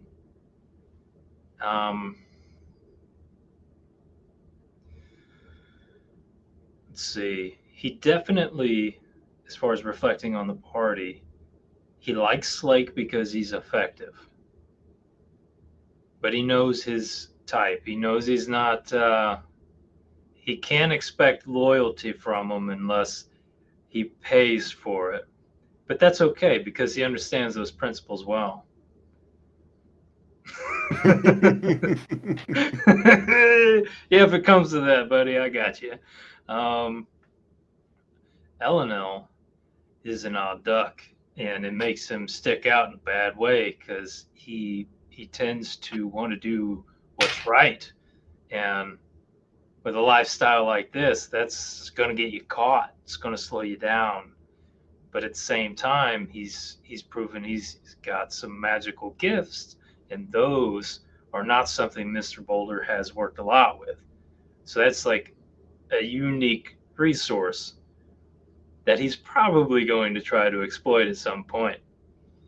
Sanad, that shoulder to shoulder moment in the bar was like, yeah, I feel like if I can separate this guy, you know, away from the worry about his brother's well-being a little bit, you know, God forbid something happened to him, you know, he'd probably be a good long-term friend.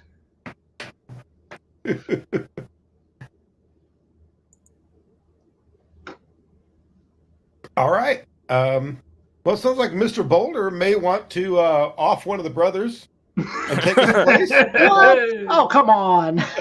I didn't say that. I'm not entirely certain there, but it seemed a little. It's like, just if something happened, you know, Sanad would still be great to have around. Is all I'm saying. Oh man, I see where I rank. I got it. Well, maybe we just need to, you know, put a little grease on your moral compass and get it to be a little more flexible.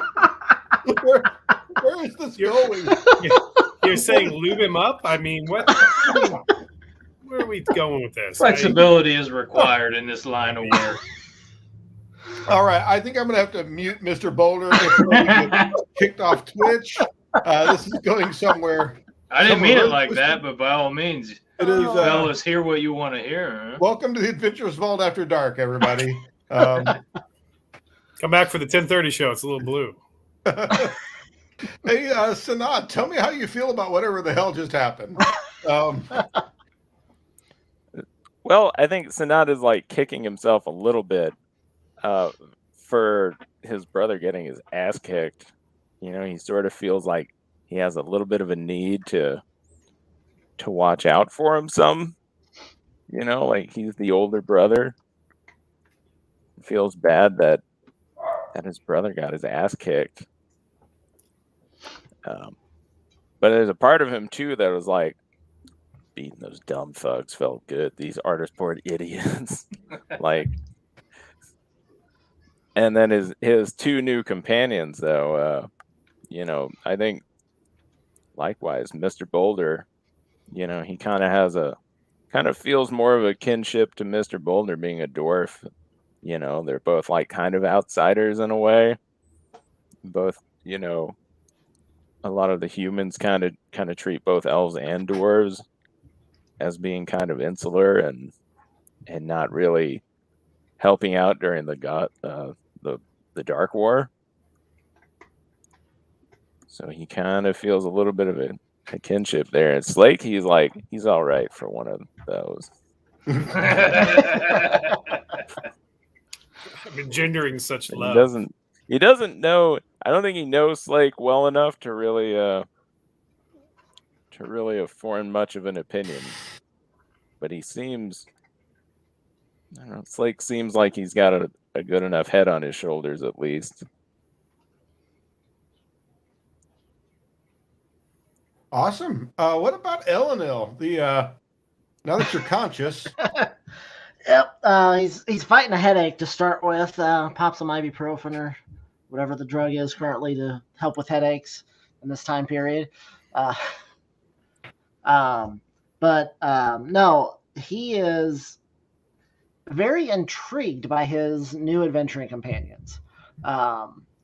He's a little ashamed that he was able to be knocked out, but things happen. He knows the risk for being in melee and was consciously trying to not use spells in that because reading the rules of the bar seemed he was reading into it a little too much and decided that spells were not necessarily needed to be used. Slake, he kind of looks at Slake and kind of is just very interested in how he operates. Slake seems to be pretty upfront with what he says, doesn't necessarily try to lead people on, just is very blunt and gets the job done. Mr. B is the same way, and he appreciates the fact that they are willing to say what needs to be said. And as weird as it sounds, he kind of trusts them. All right. Well, I mean, it sounds like you guys are starting to maybe come together a little bit as a crew, starting to learn each other's eccentricities, as it were. So you guys get a fruitful day's sleep. It's hard to get really good sleep during the day because Ardisport is just so loud and noisy, and none of you have particularly fine accommodations. But you're used to it enough so you can get sleep, you can recover your spells. We don't have to really worry about the hit points. Elenil, you're probably sore the next day. Maybe got a good shiner. Oh, yeah. But nothing of permanent effect. So you guys decide you're going to meet up at the pot shop there at the Old Town Circle. And this time of day, this place is busy. It's just about dinner time. The streets are bustling. A lot going on, and it takes a little while for the four of you to roll in. I'm assuming you guys are probably just throwing down a little coin and grabbing you a bowl of something to eat as well. And there you are. There the four of you sit. What's your plan? Well, gentlemen, should we head on up the hill and take a stroll past this place and see what we can observe while we're not so likely to get fingered? Identified, observing. I didn't start this. Yes. Let's take a look at this shop and see what we can figure out. Okay, so you guys are going to head up to the hill. Let me pull up. I should have the map here. Let's bring that little mappy map back up. As soon as I can. Maybe not. There it is. Where's my map? All right, so Old Town Circle is right here. Now, this is the hill here, which is a district that is very specific. Now, the map doesn't quite show up pretty well, but the hill is fairly prominent. It goes up quite a bit. It's quite a little peak right there in the middle of town. Now, the hill is famous for a number of things, but it is the commercial district. This is the high rent district. Hardly anybody lives here, but this is where the most number of businesses can be found and the most number of foreigners can be found here. This is where most of the reputable inns, the really nice places. Now, the way the hill works, as the lower down on the hill you are, kind of the lower grade the shops are. Now, these are all nice shops. But they start out as nice shops, and the higher you make your way up the hill, the nicer the shops get. By the time you get to the top, this is the peak, the tip top, the most expensive, exclusive shops that you're going to find in town. There's private clubs, there's restaurants that cater to the ultra wealthy. It's just, that's the place to be. So the hill, because of that, is the one place in town that actually has a regular security presence. Now, Ardisport doesn't have guards of its own right. They have a small group of guardsmen for the town, but they don't really do anything other than handle the gates and what they call the prisons. Now, if you look down at the hill, there are 3 ways, here, here, and here, to start making your way up the hill. At the base of each of those 3 entrances is where one of the prisons are. Now, from the surface, the prisons don't look like much of anything. They're just a decent-sized little building with a courtyard. That's because the prisons are all underground. Matter of fact, they're deep underground. You see, if you guys remember the Canal District and all that, horribly smelling sewage that flows out, it all actually flows towards the hill in town. You've got sewer lines that head through from Westmead, Old Town, Westgate, Divondale, Southgate, all to these areas into the prison, and then there's one here where everything flows that direction. It's far enough down that it all gets there.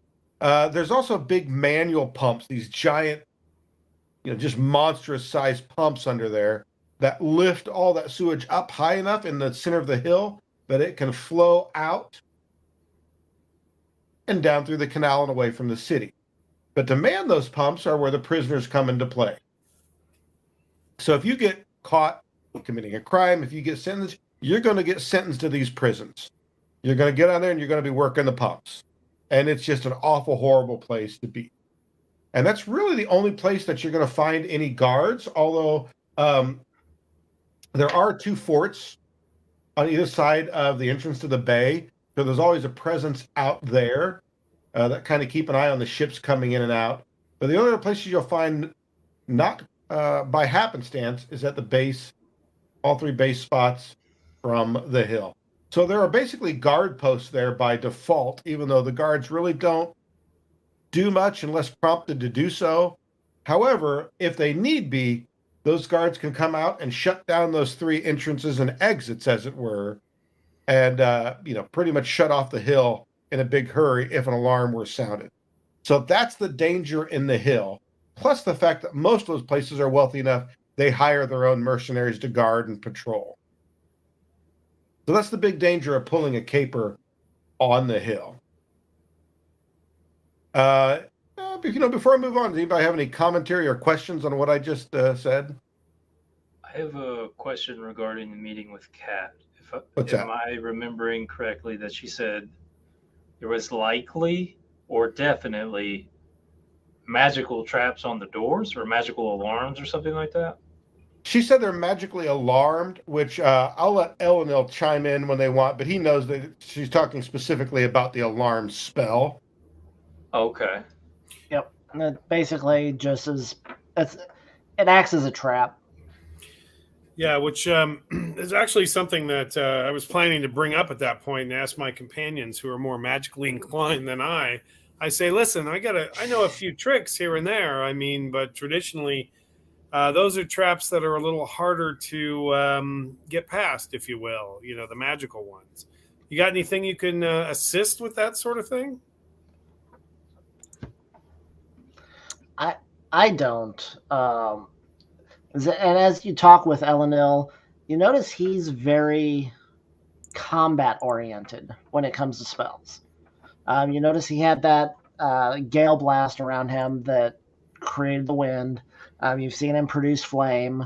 You notice he's very combat oriented when it comes to his spells.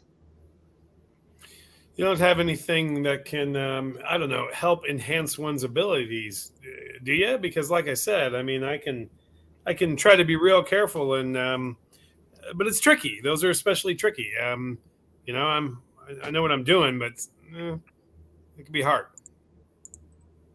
I would need a scroll of some kind, some written incantation. Can we afford that? Do we have time for it? There's that too. Both good questions. I could aid you in your disarmament, but I mean, that might be enough. Go ahead. But Dispelling magics is beyond my ability. Well, I mean, I guess we'll just have to try our best. Maybe be quick if it comes down to it. I mean, I'll try not to set them off, but again, tricky stuff.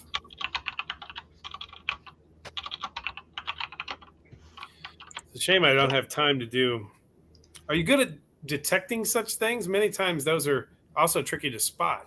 I'll say I can detect. Granted, it's because of our level, it's only a second level detect, so it doesn't get as much. But I can at least detect magics. Maybe we can work around it then. Well, it seems like you guys are developing a bit of a plan.